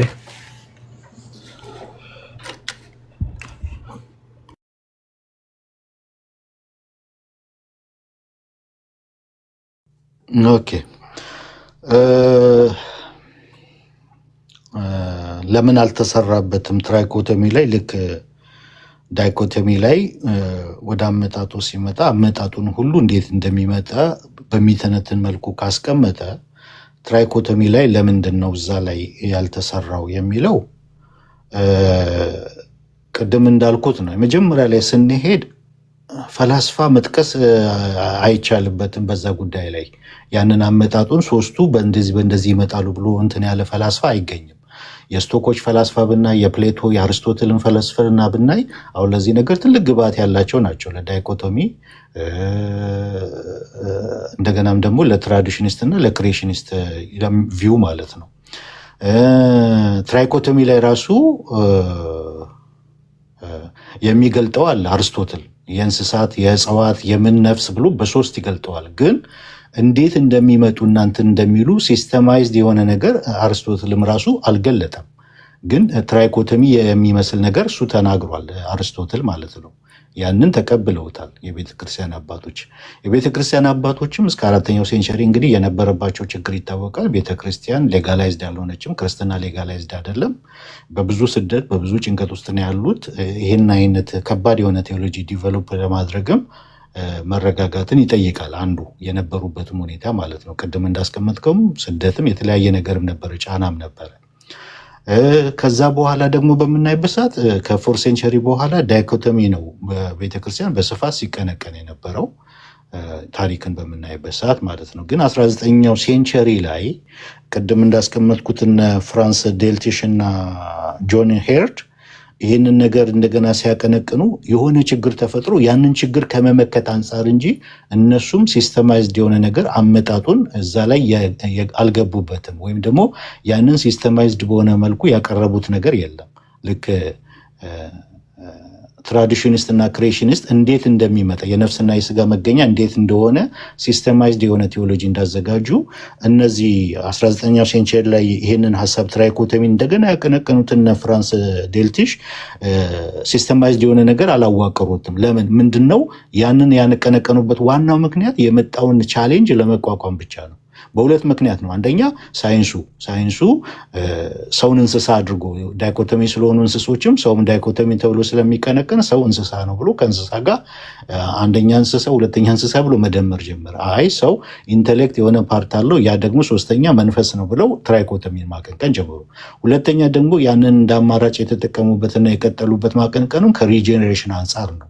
ከሪጀኔሬሽን አንጻር ይሄ አሁን ብዙ ጊዜ ትራይኮቶሚ የሚያቀነቅኑ ሪጀኔሬሽን ኤክስፕሌን ሲያደርጉ ዳግም የሚወለደው ምናችን ነው? መንፈሳችን ነው። ይከፍሉታል፣ ዲስቲንክት ያደርጉታል። ነፍሳችን ምን ምትል ነች? በፕሮሰስ እንትን ምትል ነች፣ ምትድን ነች። ስጋችን ደግሞ ኋላ እንትን የሚል ነው ተብሎ ይከፈላል። ትራዲሽኒስት የሚያቀነቅኑ ግን ድነት ሁለንተናዊ ነው የሚሉት። ትራይኮቶሚ ጋር ስንመጣ ሪጀኔሬሽንን ሞር ያብራራል ብለው አስበዋል እነዚህ ቴዎሎጂያኖች። ሪጀኔሬሽን ዳግም መወለድን ሞር ያብራራል፣ ዳግም የተወለደው መንፈሳችን ነው የሚለውን እንትን ብለውበታል፣ አቀንቅነውበታል ማለት ነው። ከሪጀኔሬሽን አኳያና የተፈጠረውን ችግር ከመመከት አንጻር ብቻ ነው ያ ነገር ሲቀነቀን የነበረው በጣም የጎላው ማለት ነው እንጂ እንዴት እንደሚመጣ አመጣጣቸውን የሚያሳይ ሲስተማይዝድ የተደረገ ቴዎሎጂ እነሱም አላዘጋጁለትም ማለት ነው። እና ይህንን ነው የማውቀው ማለት ነው። ዳጊ አለ? ያ ኦኬ፣ ቀጥል። ይህን ሀሳብ ከጠቀለሉት ቅድም ላይ ጠዋት ላይ አንድ ሀሳብ ተነስቶ ነበርና እሱ ላይ እዚሁ ምንድን ነው ስጋ፣ ነፍስ፣ መንፈስ ብለን ለነፍስ አካል መስጠት እንችላለን። ለስጋ አካል፣ የነፍስ አካል፣ የሁለቱ ጥምር አካል ብለን ሰው የምንለው አካል ማለት እንችላለን። ነፍስ ስንል ስለ ባህሪ ነው ማውራት ያለብን ወይንስ ስለ አካል አለው? ነፍስ በራሷ አካል አላት ከስጋ ውጭ? ጥያቄ ግን ግልጽ ነው። ያ ግልጽ ነው ዳጊ። ነፍስና ስጋ እንግዲህ አንትሮፖሎጂን ከዚህ በፊት አስተምሬያለሁ ካያችሁት፣ ሪከርዱም ስላለ አንትሮፖሎጂ ላይ ስናየው ነፍስና ስጋ ባህሪ ውስጥ ነው የሚመደቡት፣ የባህሪ ነው የሚመደቡት። ያንን ባህሪ ነው ከወላጆችም አሁን ትራዲሽኒስት ስናቀነቅን እንካፈላለን የምንለው ማለት ነው። ይህንን የት ነው የምናገኘው? አስቀድመን ከምንጩ አርስቶትልን ማየት አለብን። የአርስቶትል ፍልስፍና ሰከንደሪ እና ፕራይመሪ ሰብስታንስ ብሎ የሚከፍለው አለ። ከዛ ነው የመጣው። ይሄ ሰከንደሪ ሰብስታንስ ብሎ ያስቀመጠው ኋላ ላይ አባቶች ባህሪ ወይም ኢሴንስ ብለው የተረጎሙት ማለት ነው። ፕራይመሪ ሰብስታንስ የሚባለው ደግሞ ሃይፖስታሲስ ተብሎ የተተረጎመው ወይም አካል ተብሎ የተተረጎመው ማለት ነው። ይህንን ባህሪን በምንመለከትበት ሰዓት ባህሪ ነፍስና ስጋ ናቸው። ነፍስና ስጋ ባህሪ ውስጥ የሚመደቡ ናቸው። ሃይፖስታሲስ የሚለው ግን ምንድነው ብለን ካልን ኮንክሪት የሆነ ኢንዲቪዥዋል ሪያሊቲን የሚያሳይ ነው። የተወሰነ ግለሰባዊ ህልውናን ልክ ባሲል እንደሚያስቀምጠው ያዕቆብ፣ ጴጥሮስ ምናምን ብሎ 3 ኢንዲቪዥዋል የሆኑ እንደሚያስቀምጠው ማለት ነው። እኔ ማለት የሚችል ዩኒክ የሆነ ማለት ነው። የአንዱ ያልሆነ። ስለ ባህሪ ስናስብ ግን ዩኒቨርሳል ነው። ባህሪያችን ዩኒቨርሳል ነው። ይሄ ኢንዲቪዥዌት የሚሆነው ወይም ደግሞ የግል የሚሆነው በሃይፖስታሲስ ውስጥ በሚሆንበት ሰዓት ነው። ስለዚህ ይሄ ሃይፖስታሲስ የሚለው የኔ ሃይፖስታሲስ እና የአንተ ሃይፖስታሲስ በፍጹም ሊገናኝ አይችልም። የጣት አሻራችን እንደማይገናኝ ሁሉ የኔ ሃይፖስታሲስ ከአንተ ሃይፖስታሲስ ጋር፣ የአንተ ሃይፖስታሲስ ከሶሪቲ ሃይፖስታሲስ ጋር የእያንዳንዱ ሰው ሃይፖስታሲስ ዩኒክ ነው። በስም ጠርቼሃለሁ ብሎ ያዕቆብን ሲናገረው ስም የሃይፖስታሲስ መገለጫ ነው፣ ዩኒክ ነው። በስማችን እግዚአብሔር ያቀናል ብለን ስንል ሃይፖስታሲሳችን ማለት ነው። ይሄ ባህሪ ግን በምንልበት ሰዓት ዩኒቨርሳል ነው። ይሄ ስጋና ነፍስን በምናይበት ሰዓት ዩኒቨርሳል የሆነ ያ ዩኒቨርሳል የሆነው ግን ፓርቲኩላር የሚሆነው በምን ውስጥ በሚሆንበት ሰዓት ነው? በሃይፖስታሲስ ውስጥ በሚሆንበት ሰዓት ነው ማለት ነው። ከዚህ አንጻር ነው የሚፈታው። ባህሪ ውስጥ ነው የሚገቡት ስጋና ነፍስ ግን ኢንዲቪጁዌት የሚሆኑት ይሄ ዩኒቨርሳል የሆነው ኔቸር ኢንዲቪጁዌት የሚሆነው በሃይፖስታሲስ ነው። ሃይፖስታሲስ ደግሞ ይሄ በቀደም የጠቀስኳቸው አባቶች እነ ባሲል ምናምን ሲገልጹት ይህንን ነገር ይሄ ስጋና ነፍስ ከወላጆቻችን በምንካፈልበት ሰዓት በዛኑ ቅጽበት እግዚአብሔር ብዙ ተባዙ ብሎ ባስቀመጠው ሕግ መሰረት በዛኑ ቅጽበት ለዛ ዩኒቨርሳል ለሆነው ኔቸር ለተካፈልነው ከወላጆቻችን ለተካፈልነው ኔቸር ሃይፖስታሲስ ይዘጋጅለታል ወይም ሃይፖስታሲስ ይዋቀርለታል። እግዚአብሔር ራሱ ምን ያደርገዋል? ሃይፖስታሲስ ያዋቅራል። ዩኒክ የሆነ ማለት ነው። ያንን ዩኒቨርሳል የሆነ ኔቸርን ምን የሚያደርግ የሚያቅፈው ወይም የሚይዘው ኢንዲቪጁዌት የሚያደርገው ማለት ነው። እና ሃይፖስታሲስ የነፍስና የስጋ ኢንዲቪጁዌት የተደረጉበት ይሄ ባህሪ ኢንዲቪጁዌት የተደረገበት ማለት ነው። ዩኒክ የሆነ ሰው ከስጋው በሚለይበት ሰዓት፣ ነፍስ ከስጋ በምትለይበት ሰዓት ሃይፖስታሲስ እና ነፍስ ነው። ምክንያቱም ሃይፖስታሲስ ከዚህ በፊት ምሳሌም ሰጥቻለሁ። በስልክ ምሳሌ ራሱ ሰጥቻለሁ። ለምሳሌ አይፎን 17 አለ ብያለሁ። አይፎን 17ን ለምሳሌ ሃርድዌር እና ሶፍትዌሩን በምንለይበት ሰዓት ሃርድዌሩ ይሄ ቀፎ፣ ባትሪው ምናምኑ የተለያየ ነገር ሃርድዌር ብለን ብንከፍለው ያ ስጋን የሚያሳይ ቢሆን ሶፍትዌር ደግሞ አለ። ሶፍትዌር የሆኑ ሲስተሞች አሉት እዛ ውስጥ ማለት ነው። ባትሪው እንዲንቀሳቀስ የሚያደርግ ላይቱ እንዲንቀሳቀስ እንዲያደርግ ምን የሚያደርግ ሶፍትዌር የሆኑ ነገሮች አሉት። ያ ደግሞ ነፍስ ብለን እንትን ብንል እንደገና ደግሞ አይፎን 17 የኔን አይፎን 17 ከአንተን አይፎን 17 የሚለየው ምንድን ነው? የኔን ኮምፒውተር ከአንተ ኮምፒውተር የሚለየው ምንድን ነው? ሁለታችንም አንድ አይነት ኮምፒውተር አንድ አይነት እንትን ይዘን ግን የሚለየው ምንድን ነው ከተባለ አይፒ አድሬስ ወይም ደግሞ ሴሪያል ነምበር የሚባል አለ። ያ ሴሪያል ነምበር የአንዱን ከአንዱ የሚለይ ነው፣ ዩኒክ ነው። የሚለይ ብቻ አይደለም። እንግዲህ ይህንን ቴክኖሎጂውን የሚያውቁት የባትሪውን እድሜ የሚወስን የብዙ ነገሮችን ነገር የሚወስን ነው። ልክ የሰውም ሃይፖስታሲስ የሚባለው ዩኒክ ነው ብለን ስንል ቀለማችንን የሚወስን፣ ድምፃችንን የሚወስን፣ ቁመታችንን የሚወስን ዩኒክ ነገራችንን ሁሉ የሚወስን ነው የሃይፖስታሲስ ማለት ነው። እና ይሄ ዩኒቨርሳል የሆነው ባህሪ ኢንዲቪጁዌት የሚደረግበት አካል ምን ይባላል? ሃይፖስታሲስ ይባላል እንጂ ለነፍስ የተለየ ራሱን የቻለ አካል፣ ለስጋ ደግሞ ራሱን የቻለ የተለየ አካል የሚባል ፍልስፍናውም አይደግፍም፣ የአባቶች ትምህርትም አይደግፍም። እነሱ ባህሪ ነው የሚባሉት፣ ከወላጆች የምንካፈለው ነው። ይህ ዩኒቨርሳል የሆነው ባህሪ ግን ኢንዲቪጁዌት የሚሆንበት አካል ሃይፖስታሲስ ይባላል ማለት ነው። እኔ ማለት ብሎ መናገር የሚችል ያዕቆብ፣ ጴጥሮስ ብሎ እንደገለጣቸው ማለት ነው። ስለዚህ ኮንክሪት ኢንዲቪጁዋል ሪያሊቲ ነው ሃይፖስታሲስ ማለት። መልካም ብዙ ይዘነዋል ዴቭን። እንግዲህ የመጨረሻ ጥያቄ ካላችሁ ግን እኔ ዴቭ አሁን ፊሎሶፈሮች ናቸው ፍልስፍናን እንትን የሚሉ ጥያቄ ስላመጡ ሰውን ከእንስሳ ጋር አመሳስለው እንትን ስላሉ ነው በቤተ ክርስቲያን ይሄ ሰው መንፈስ አለው የሚለውን ነገር የተነሳው ብልሃልና ዓለም መንፈስ የሚለውን ነገር ትረዳዋለች ወይስ እንዴት አድርገው ነው ለዓለም እንድትረዳ ያደረጉት? ወይስ እንደ ስሜት እንደ ሌላ ስሜት ህዋስ አለ በሚል ነው ሊያስረዷቸው የሄዱት?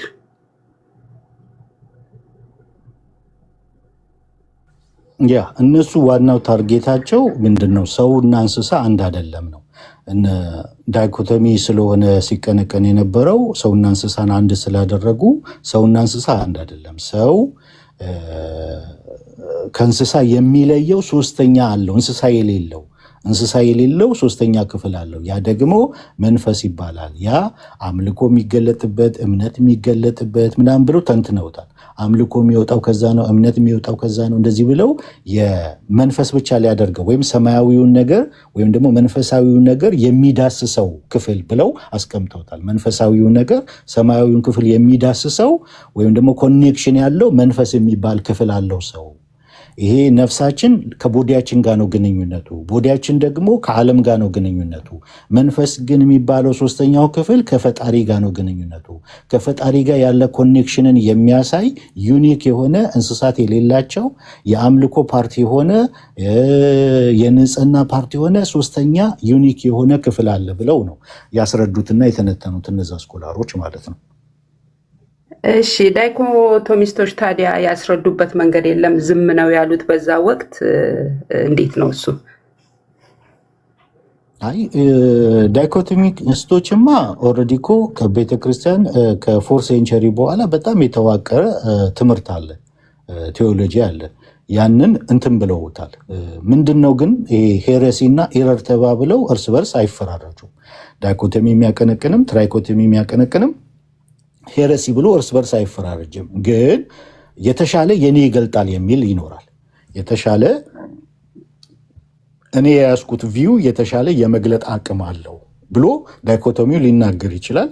አይ ትራይኮቶሚው ደግሞ አይ ከዳይኮቶሚው የተሻለ እኔ የያዝኩት ቪው የተሻለ ማብራራት ይችላል፣ የሰውን ሁለንተና የተሻለ ማብራራት ይችላል ብሎ ይገልጣል። የተሻለ ይሄ the fullness of truth የሚባለው ማለት ነው። የተሻለ እውነት እኔ ጋር አለ፣ የበለጠ እውነት እኔ ጋር አለ ከሚለው አንጻር ካልሆነ በስተቀር አንዱ አንዱን እንትን አይለውም። ዳይኮቶሚዎች ደግሞ የተዋቀረ ለዛ ከትራይኮቶሚ ለሚነሳው ጥያቄና ለተነሱ ጥያቄዎች ሁሉ የመለሱበት መንገድ አለ፣ ከታች ጀምረን ስናይ ማለት ነው። ቅድም ያስቀመጥኩት ማለት ነው። እና ያ ቴዎሎጂ ነው አሁንም ያለው። ያ ግን ለትራይኮቶሚስቶች የሚሰጡት መልስ ሳይሆን አሁን ፊሎሶፈሮች ላነሱት መልስ ዳይኮቶሚስቶች ምንድን ነው መልስ የሰጡት? እንዴት አድርገው ፕሮቴክት እንትን አደረጉ ማለት ነው፣ ሀሳባቸውን አስቀመጡ።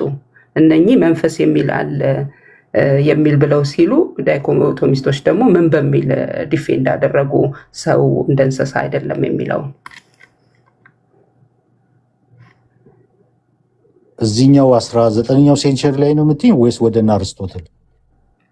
አይ 19ኛው ላይ 19ኛው ሴንቸሪ ላይ እንዳልኩሽ ነው። ለተፈጠረው ችግር መልስ ለመስጠት ትራይኮቶሚ እንደገና አቀነቀኑ። ዳይኮቶሚዎች ግን ያኮ እንትናቸው ነው፣ ዶክትሪናቸው ነው፣ በመጽሐፎቻቸው በኮንፌሽናቸው የተጻፈ ነው። ያንን እንትን አይሉትም፣ አይቀይሩትም። አሁን ለምሳሌ ቅድም የጠቀስኩልሽ ራሱ ሪቻርድ አንደኛው ሉትራን ነው፣ ጀርመናዊ ሉትራን የሆነ ነው።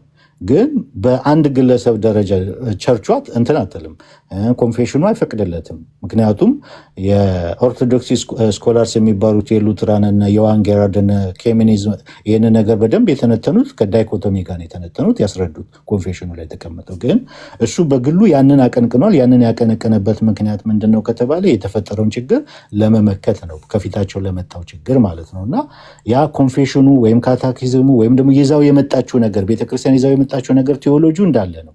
ሁለቱም አሉ። አሁን ከ19ኛው ሴንቸሪ በኋላ በስኩሎቹ እንደየስኩሎቹ ይለያያል።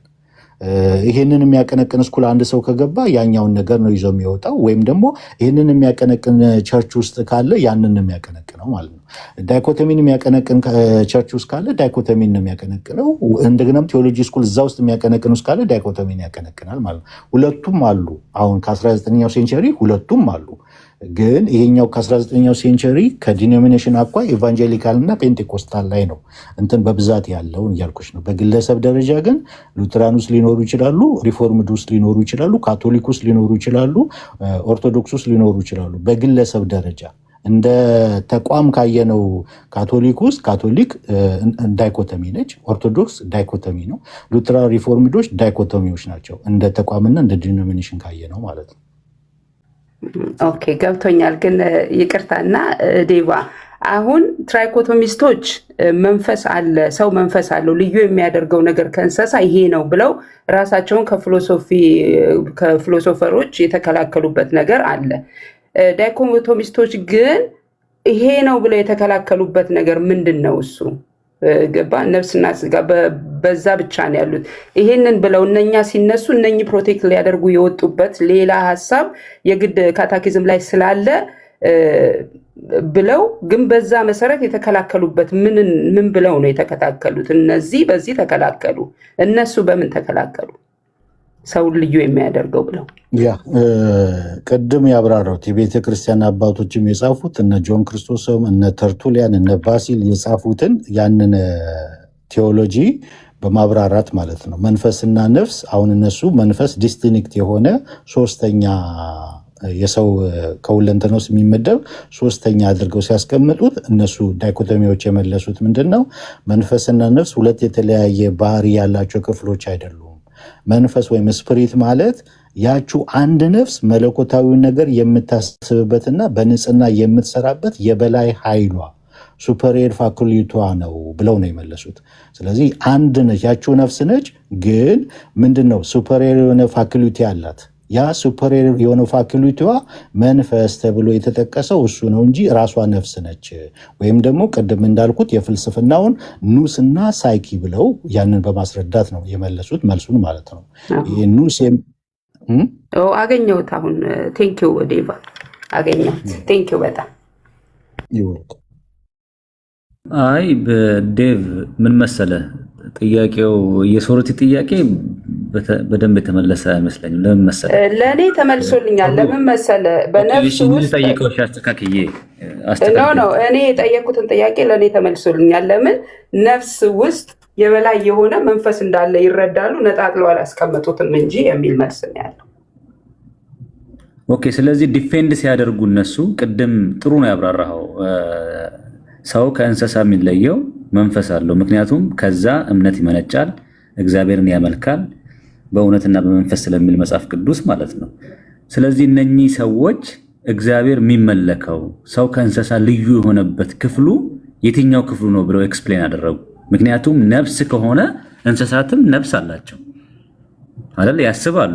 እና እንደዚህ አይነት ነገር እንዴት አርግተው ለያዩት ምን አይነት ምላሽ ነው የሰጡት የሚለውን ነው ማወቅ የፈለኩት። እኔ ከሶርቲ ጥያቄ ጋር ይመሳሰላል። ዲስቲንግ ብታደርግልኝ ደስ ይለኛል ለኔ። ኦኬ፣ ይህንን ቅድም ደጋግሜ ብየዋለሁ።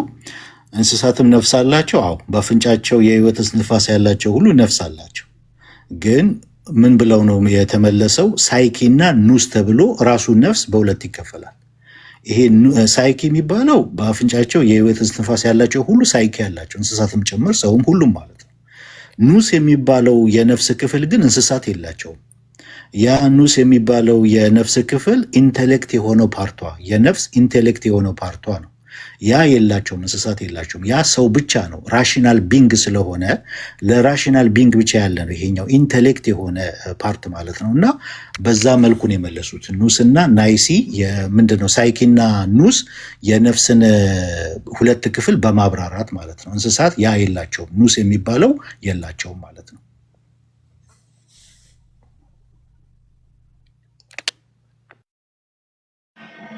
ደመነፍስ እንደማለት ነው።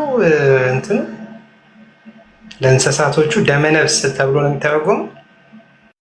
እኛ አማርኛውን አላውቅም። ዳጊ ሰላምዬ ደቂቃ ይሰጣት ሱርቲ ረጅም ሰዓት ስትጠይቅ ነበርና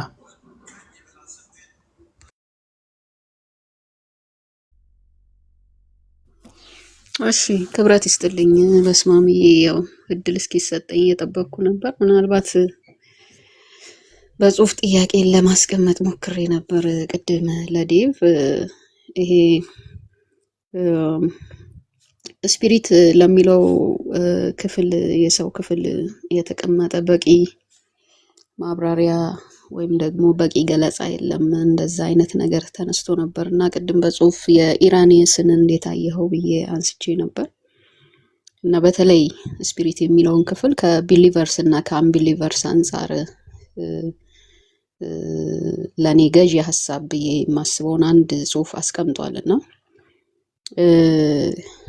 ይሄ ሙት መንፈስ የሚለውን ነገር በስጋና በነፍስ የሚያምንም የማያምንም ይጋራዋል ኑሮውን ህይወቱን ከመንፈስ አንጻር ግን የማያምኑ የሚያምኑ ተብሎ ይሄ ከእግዚአብሔር ጋር አክቲቭሊ ከመንፈስ ዓለም ጋር አክቲቭሊ ፓርቲሲፔት የሚያደርጉት ከመንፈስ ቅዱስ ጋር አክቲቭሊ ፓርቲሲፔት የሚያደርጉት ቢሊቨርስ ናቸው። አንቢሊቨርስ ደግሞ ሙት ነው መንፈሳቸው ሚል ኢራኔስ ያስቀመጠው ከስፒሪት አንጻር ያስቀመጠው ማብራሪያ አለና ያንን ልዩነት በሚያምኑና በማያምኑ መካከል ፉሊ ዲቫይን ላይክነስ ያለው ነው ስፒሪት ከስጋም ከነፍስም በተሻለ የሚል ሐሳብ አስቀምጧልና ስፒሪትን ከቢሊቨርስ እና ከአንቢሊቨርስ አንጻር ይሄ በመንፈስ ንቆ መሆን በመንፈስ ሙት መሆን ከድነትም አንጻር እንደዛ እንዴት ታየዋለህ የምትለዋን ስለቆረቆረችኝ እሷን ለማንሳት ነው። ቴንክ ዩ ዴቭ። እሺ መልካም ኢራኔስም አሁን ይሄ 19ኛው ሴንቸሪ ላይ የተነሱት እኮ ወይም ትራይኮቶሚ ሲያቀነቅኑ የነበሩት እኮ መንፈስ ማለት እንዲህ ነው እንዲህ ነው እንዲህ ነው የሚለውን እኮ ገልጠዋል። እነ ሲሪል ኦፍ አሌክሳንድሪያም ገልጠዋል። እንዳውም በማደሪያው ድንኳን በመቅደሱ 3 ክፍል አድርጎ በቅድስተ ቅዱሳን እግዚአብሔርን እንትን የምንልበት ምናምን ብሎ በደንብ ትንተና ሰጥቶበታል እኮ። ያን እኮ አይደለም ሲስተማይዝድ የተደረገ ቴዎሎጂ የለውም ያልኩት። መንፈስ ማለት ምን ማለት ነው የሚለውን የሚያብራራ አይደለም። እንዴት ነው የሚገኘው የሚለውን መገኛውን። አሁን ትራዲሽኒስት እና ክሬሽኒስቶች መገኛውንም ጭምር ነው የሚናገሩት። ዳይኮቶማዊ ናቸው። መገኛውንም ጭምር ሲያብራሩ ትራዲሽኒስት እና ክሬሽኒስቶች ምንድን ነው የሚሉት? ትራዲሽኒስቶች ሉትራንና ኦርቶዶክስ ምንድን ነው የምንለው? ነፍስና ስጋ ከወላጅ ነው የምትገኘው፣ ከወላጅ እንካፈለዋለን እንላለን። ካቶሊክና ሪፎርሚዶች ክሬሽኒስቶች ናቸው። ቅድም የአኩይንስ እንዳነበብኩት ስጋ ከወላጅ ነው የሚገኘው፣ ነፍስ ግን በፅንስ ጊዜ ክሬት የምትደረግ ነች ብለው ነው የሚያምኑት። ልክ እንደዛ ትራይኮቶሚ የሚያቀነቀኑት መንፈስ እንዴት መገኘዋ እንዴት ነው? ከወላጅ ነው የምትገኘው? እግዚአብሔር ነው ክሬት የሚያደርግላት? እንዴት ነው የሚለውን ያንን ሲስተማይዝድ የተደረገ ቴዎሎጂ የለውም ነው እንጂ ያልኩት መንፈስ ማለት ምን ማለት ነው የሚለውን የሚያብራራ የለም ማለት አይደለም። መንፈስ የሚለውን በደንብ አብራርተውታል፣ ገልጠውታል። እነ ኢራኔስ፣ እነ ሲሪል፣ ጀሮም 19ኛው ሴንቸሪ ላይ የተነሱትም ስኮላሮች ያንን ገልጠውታል፣ አብራርተውታል። ግን ያኛው አሁን 3 ቪው ደግሞ አለ ብዬሻለሁ አይደለ?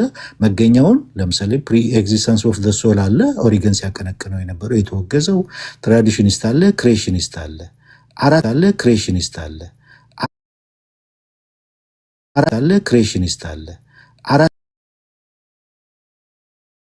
አለ፣ ክሬሽኒስት አለ። አራት ነበረበት። አራተኛ ቪው በቤተ ክርስቲያን ታሪክ አይታወቅም። ገብቶሻል ምለው ነገር? የሁላችንም ናት ዴቫ። መዋጥ አቅቶን ነው። እኔም ጠየቁ፣ ቢሲም ጠይቀ፣ እሷም ደገመችውና በቃ እንዲሁ እንለፈውና እስቲ ሜቢ የአቡነ-ላሪዮስን ካስታወስከው የሰውን ሁለንተና ሲገልጽ ስጋና ነፍስ፣ ነፍስን ደግሞ 2 ቦታ ከፈለውና ደመ ነፍስ ቅድም እንዳጊ እንዳለው የእንስሳት አይነት ደመ ነፍስና ሪዝነብል ነፍስ ብሎ ኃጢአት የሚቀመጠው ሪዝነብል ነው ብሎ ነበረ። 2 ቦታ ሲከፍሉ አሁንም ደግሞ እነዚህ ዳይኮቶሚም ላይ ያሉት ነፍስን ኢንተርቼንጀብል ቢጠቀሙ ራሱ መንፈስን ግን ስቲል ኤሴንሻል ፓርት ኦፍ ዘ ሶል ብሎ ያስቀምጠውታል። እና 2 ቦታ የከፈሉት አይመስልህም ወይ የሚል ጥያቄ ነው ያለኝ።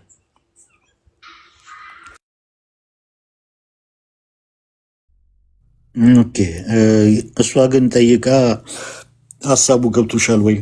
መልሱ ባይዋጥልሽም ሀሳቡ ግን ገብቶሻል ወይ ብዬ ጠይቄያት ነበር። ከእሷ ልስማና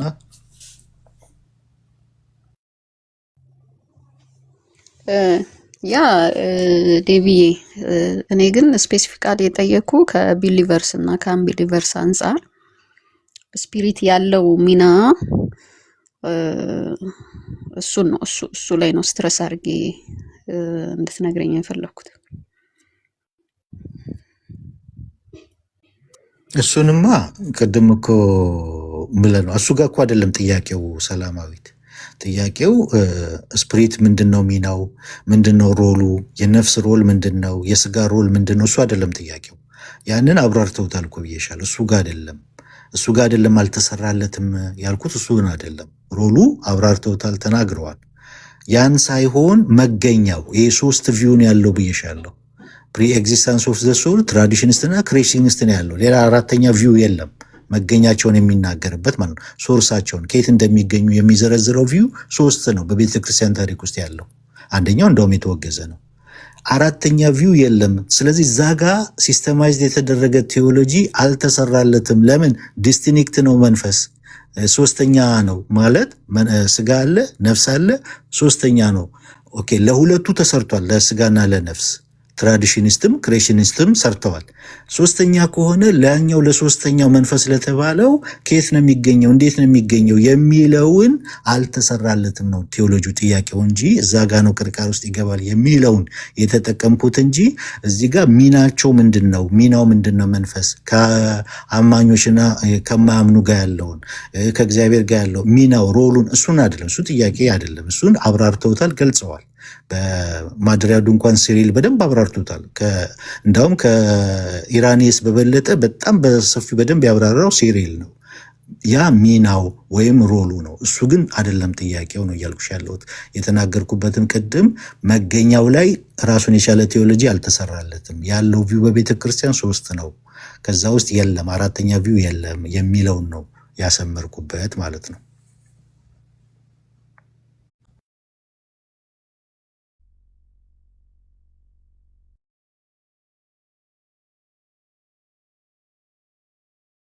ኦኬ እኔም አንድ የመጨረሻ ጥያቄ ልጠይቅ፣ ሁላችሁም ዝም ካላችሁ። ልክ ነህ ዴቪ። አሁን በዚህ እንዳለ ግልጽ ነው የምታስተምረው ነገር በሙሉ። አሁን እቴ ከጠየቀችው አንጻር አማኞችን ያው ቦርን አጌን ስንሆን የእግዚአብሔርን መንፈስ ስንቀበል በዛ መልኩ ቴዎሎጂካል ፎርም ማድረግ ይቻላል እንዳልከው መንፈስ አለው ከዚህ መጣ ብሎ ለክሬሽንም ትራዲሽኖችም የገለጹትን ያህል የሚገልጽ ዶክትሪን መስራት አይቻልም። ለዛም ይሆናል እንግዲህ ቴዎሎጂ ውስጥ አርድ ነው ትራይኮሎሚን ማስተማር ማለት ነው። ግን እንደዚህ ማለት ይቻላል። ያው ጌታ ራሱ እኔ ሄጄ መንፈስ ቅዱስን እልክላቸዋለሁ ለአማኞች በሚለው ተመስርቶ እንደዚህ ፎርም ማድረግ ይቻላል ብለህ ታስባለህ? እንዲሁ አስተያየት ነው።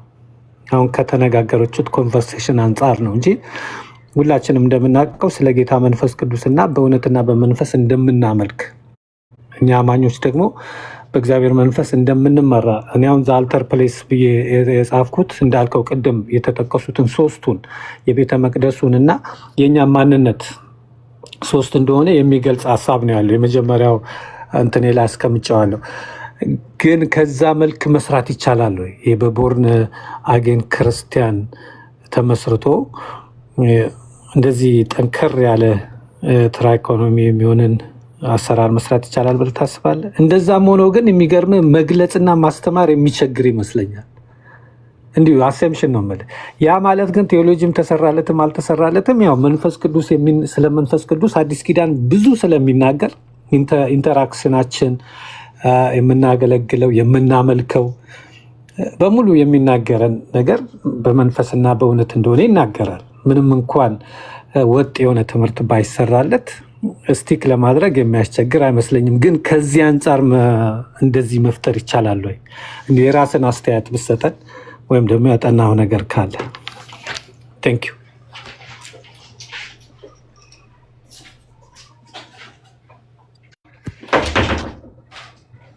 እሺ ከመንፈስ ቅዱስ እልክላችኋለሁ ከሚለው ጋር በምን እንዳገናኘው አልገባኝም። መንፈስ ቅዱስ አምላክ ነው። የራሱ የሆነ ፕሮሰሲስ ያለው ነው። እያወራን ያለው ነው ስለ ሰው መንፈስ ነው እና በምን እንዳገናኘው አላውቅም። ምናልባት ልታገናኘው የፈለግከው ከሪጀኔሬሽን አንጻር ከሆነ እነ ፍራንስ ዴልትሽም ያገናኙት አንደኛው ነጥብ 2 ነጥብ አላቸው። ሁለተኛው ነጥባቸው ከሪጀኔሬሽንን ለመግለጥ ሞር ትራይኮቶሚ ይሻላል ከሚለው አገናኝተውታል። እነ 19ኛው ሴንቸሪ ላይ ትራይኮቶሚን እንደገና ያቀነቀኑት ማለት ነው። ሪጀኔሬሽንን ሞር ይገልጣል የሚለውን ዳግም የሚወለደው መንፈሳችን ነው የሚለውን አሁን ዳግም የሚወለደው ምናችን ነው ሲባል መንፈሳችን ነው የሚወለደው። ስጋችን ደግሞ እየታደሰ እየተለወጠ የሚሄድ ምንድን ነው? ነፍሳችን እየታደሰ እየተለወጠ የሚሄድ ነው። ስጋችን ደግሞ በመጨረሻ ይከብራል የሚለውን ነገር አስቀምጠውበታል። ይሄ ቴዎሎጂ የመጣው ከዛን ጊዜ ጀምሮ ነው፣ ከ19ኛው ክፍለ ዘመን ጀምሮ ማለት ነው። ዳይኮቶሚዎች ደግሞ ድነት ሁለንተናዊ ብለው ነው የሚያምኑ። ከመጀመሪያው ጀምሮ ዳይኮቶሚ ሲያቀነቅኑ የነበሩ በሙሉ ድነት ሁለንተናዊ ነው እንጂ ዳንን ወይም ዳግም ተወለደን ሲባል መንፈሳችን ለብቻ ተወልዶ ስጋችን ነፍሳችን እንደዚህ ምናምን የሚባል የለም። ሁለንተናዊ ነው።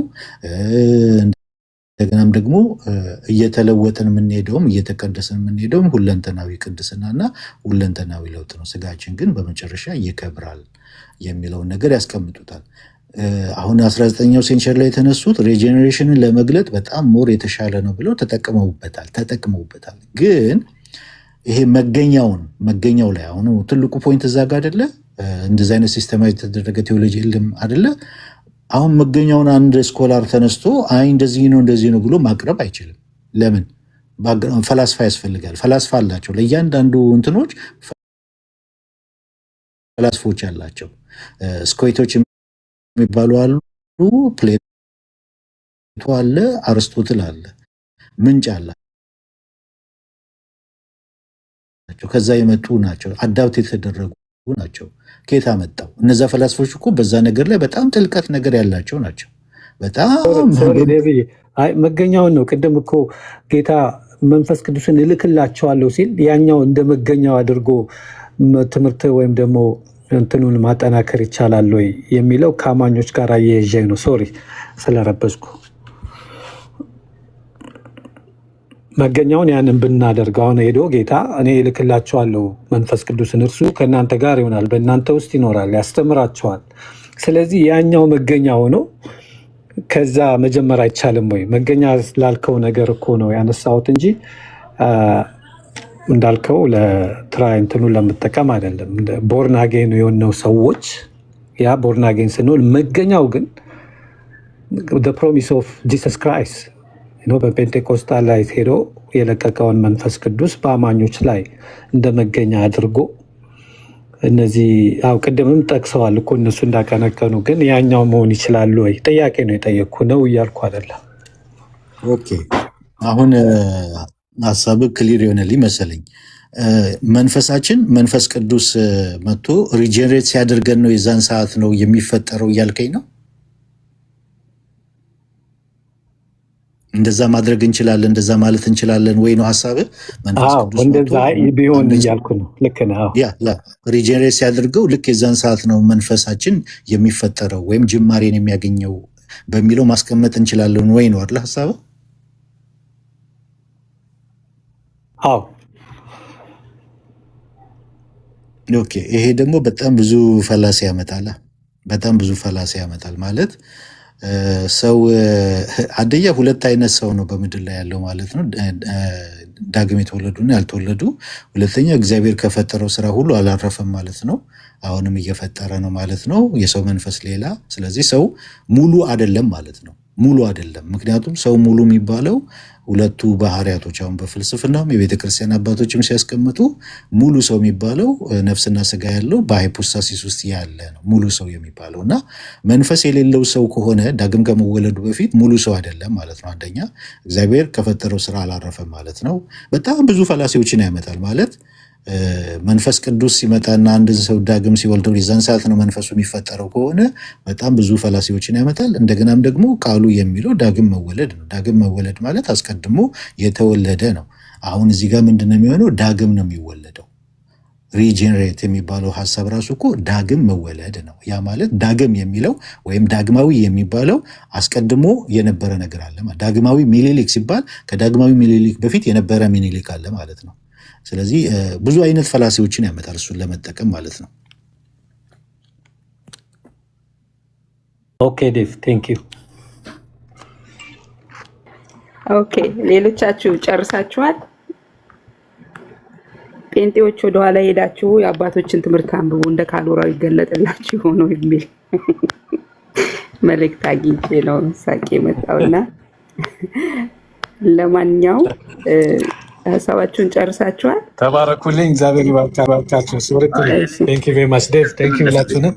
እንዳናሰለቸው ብዬ ነው እሺ እንዳናሰለቸው ብለን ነው። ጥሩ ነገር ነው የነገረን። በእርግጥ ግን ያው ከግሪክ ፊሎሶፊ ጋር ማያያዝ ደግሞ ሌላ ቅር አሰኝቶኛል። ምንድነው ምን ያውቃሉ እነሱ ማለት ነው። የሰው ባዮሎጂካል ክፍል ሊያውቁ ይችላሉ፣ ግን ስለ ሰው የውስጥ ክፍል ምንም የሚያውቁት ነገር የለም።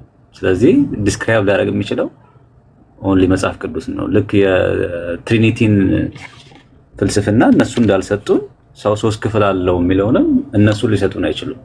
እኔ በፍጹም አክሴፕት አላደርገውም። ይሄን ግን ምንድነው ሄረሲ አያስብልም። ኢሴንሻል ስላልሆነ እናልፈዋለን። ጥሩ ተናግረሃል። ጥሩ ማብራሪያ ነው። ተምሬያለሁ። የተማርኩት ነገር አለ በደንብ ስትናገር፣ እውቀትም አለ ደግሞ። ግን ከግሪክ ፍልስፍና ጋር ከነ አርስቶትል ጋር ማያያዝ ደግሞ በጣም ቅር ያለኝ ባለውን ነገረ እንጂ እኮ እሱ አልፈጠረውም። እነሱ የታመጡ የሚለውን ካስቀመጠ በቃ እሱ አይጠየቅም እኮ። ኦሪጂኑ እሱ አይደለም፣ እሱ የተባለውን ነው ያመጣው እንጂ እንደዚህ ብሎ ያስቀምጡ አሉ። ከየታመጡ ከፊሎሶፈሮች ወስደው ነው ዴቨሎፕ ያደረጉት ነው ያለው። መቀበል አለመቀበል ግን ትክክል ዴቭ እንደፈጠረው አድርገህ ግን ቅር ብሎኛል እንዳትለው። አይ ድንገት ፈላስፎች የሚለውን ሀሳብ ከምንድን ነው ያየው ማለት አማርኛ እየተናገርኩ ነው፣ ግን እየመሰለኝ አማርኛ ነው እኮ አይደል እያስረዳው እየተነተንኩት ነው። ቀጥል። ልክ ነው፣ ምንም ልክ ነው ዴቭ። ግን አንዳንድ ይሄ ቴዎሎጂካል ተርሞች አሉ አይደል? እሱን ስነ መለኮት ለተማሩ ሰዎች ነው አንዳንዱ ነገር የሚገባው። ስለዚህ ቴዎሎጂካል ተርሞቹ ያልገባቸው ሰዎች እንግዲህ በግል ያዟቸውና እንግዲህ ተከታታይ ነገር ማስተማር የቤቱ ድርሻ ይሆናል። ግን አንተ ቴዎሎጂካል ተርሞቹ ምንም ማድረግ ስለማትችል እንደዛ ነው ልታስረዳ ነው። አሁን በዚህ ሰዓት እንደ ጆክ የተያዘ ነገር አለ። በገባበት ሲያስተምር በአማርኛ ተርጉም ተናገር የሚባል እና ሌሎቻችሁ ማይካችሁን አትክፈቱ፣ ይጨርስ ትምህርቱን። ቀጥል ዴቭ፣ ችግር የለም። ኦኬ ምን ላይ እንደቆምኩኝ ራሱ ጠፋኝ። ምን ላይ ነበርኩኝ? አባቶች በትራይኮቶሚ ላይ ያስቀመጡት ነገር ብዙ አላየሁም እያልክ ነበር። ያ ትራይኮቶሚ የሚያቀነቅኑ አባቶች አሉ። ግን ምን ውስጥ ትራይኮቶሚ ምን ውስጥ ይገባል እንዳልኩሽ ቅርቃር ውስጥ የሚገባበታል። አመጣጣቸው በሚነገርበት ሲስተማይዝ ተደርጎ የተዋቀረው ቴዎሎጂ ላይ ስንመጣ ነፍስና ስጋ እንዴት ነው የመጡት የሚለው ይሄ ትራዲሽኒስት እና ክሬሽኒስት ፕሪ ኤግዚስተንስ ዘ ሶል የሚል ሶስት ቪው አለ በቤተ ክርስቲያን ታሪክ ውስጥ። እንዳልኩሽ ፕሪ ኤግዚስተንስ ኦፍ ዘ ሶል የተወገዘ ትምህርት ነው፣ ኦሪገን ሲያቀነቅነው የነበረ ነው። ያ ማለት ፕሪ ኤግዚስተንስ ኦፍ ዘ ሶል ማለት ነፍስ አስቀድሞ የሰው ነፍሶች ተፈጥረዋል፣ በሆነ ቦታ ነበሩ፣ ኤግዚስት ሲያደርጉ ነበረ በሆነ ቦታ። ሰው ልክ በሚጸነስበት ሰዓት ከዛ ነፍስ አንዱ ፕሌቶ ልክ እንዳስቀመጠው እንደ ኃጢአታቸው እንደ ውድቀታቸው መጠን ነው እንዳውም ለእያንዳንዱ ሰው የምትካፈለው እና ፕሌቶ ይህንን በደንብ ያስቀምጠዋል። ያን መጥቶ ይገባበታል፣ ይሄ በሚጸነሰው ጽንስ ውስጥ ይገባበታል የሚል ነው። ፕሪ ኤግዚስተንስ ዘ ሶል አስቀድሞ የሰው ነፍስ ሁሉ ተፈጥሮ በሆነ ቦታ ኤግዚስት ያደርጉ ነበረ፣ ክምችት ነበረ። ከዛ ውስጥ አንድ ሰው ሲጸነስ ለዛ ሰው አንድ ነፍስ ይገባበታል የሚል ነው በጽንስ ጊዜ ያለው። እሱ የተወገዘ ትምህርት ነው። ትራዲሽኒስት ደግሞ ነፍስና ስጋ እንዴት ነው የሚመጡት የሚለውን ነው። ነፍስና ስጋ ከወላጆች ነው የምንካፈለው ነው። በስጋና በደም የምንካፈለው ይሄ ነፍስና ስጋን ከወላጆቻችን በውልደት ጊዜ የምንካፈለው ባህሪ ውስጥ የሚገቡ ናቸው። ነፍስና ስጋ ይህንን ባህሪ ከወላጆቻችን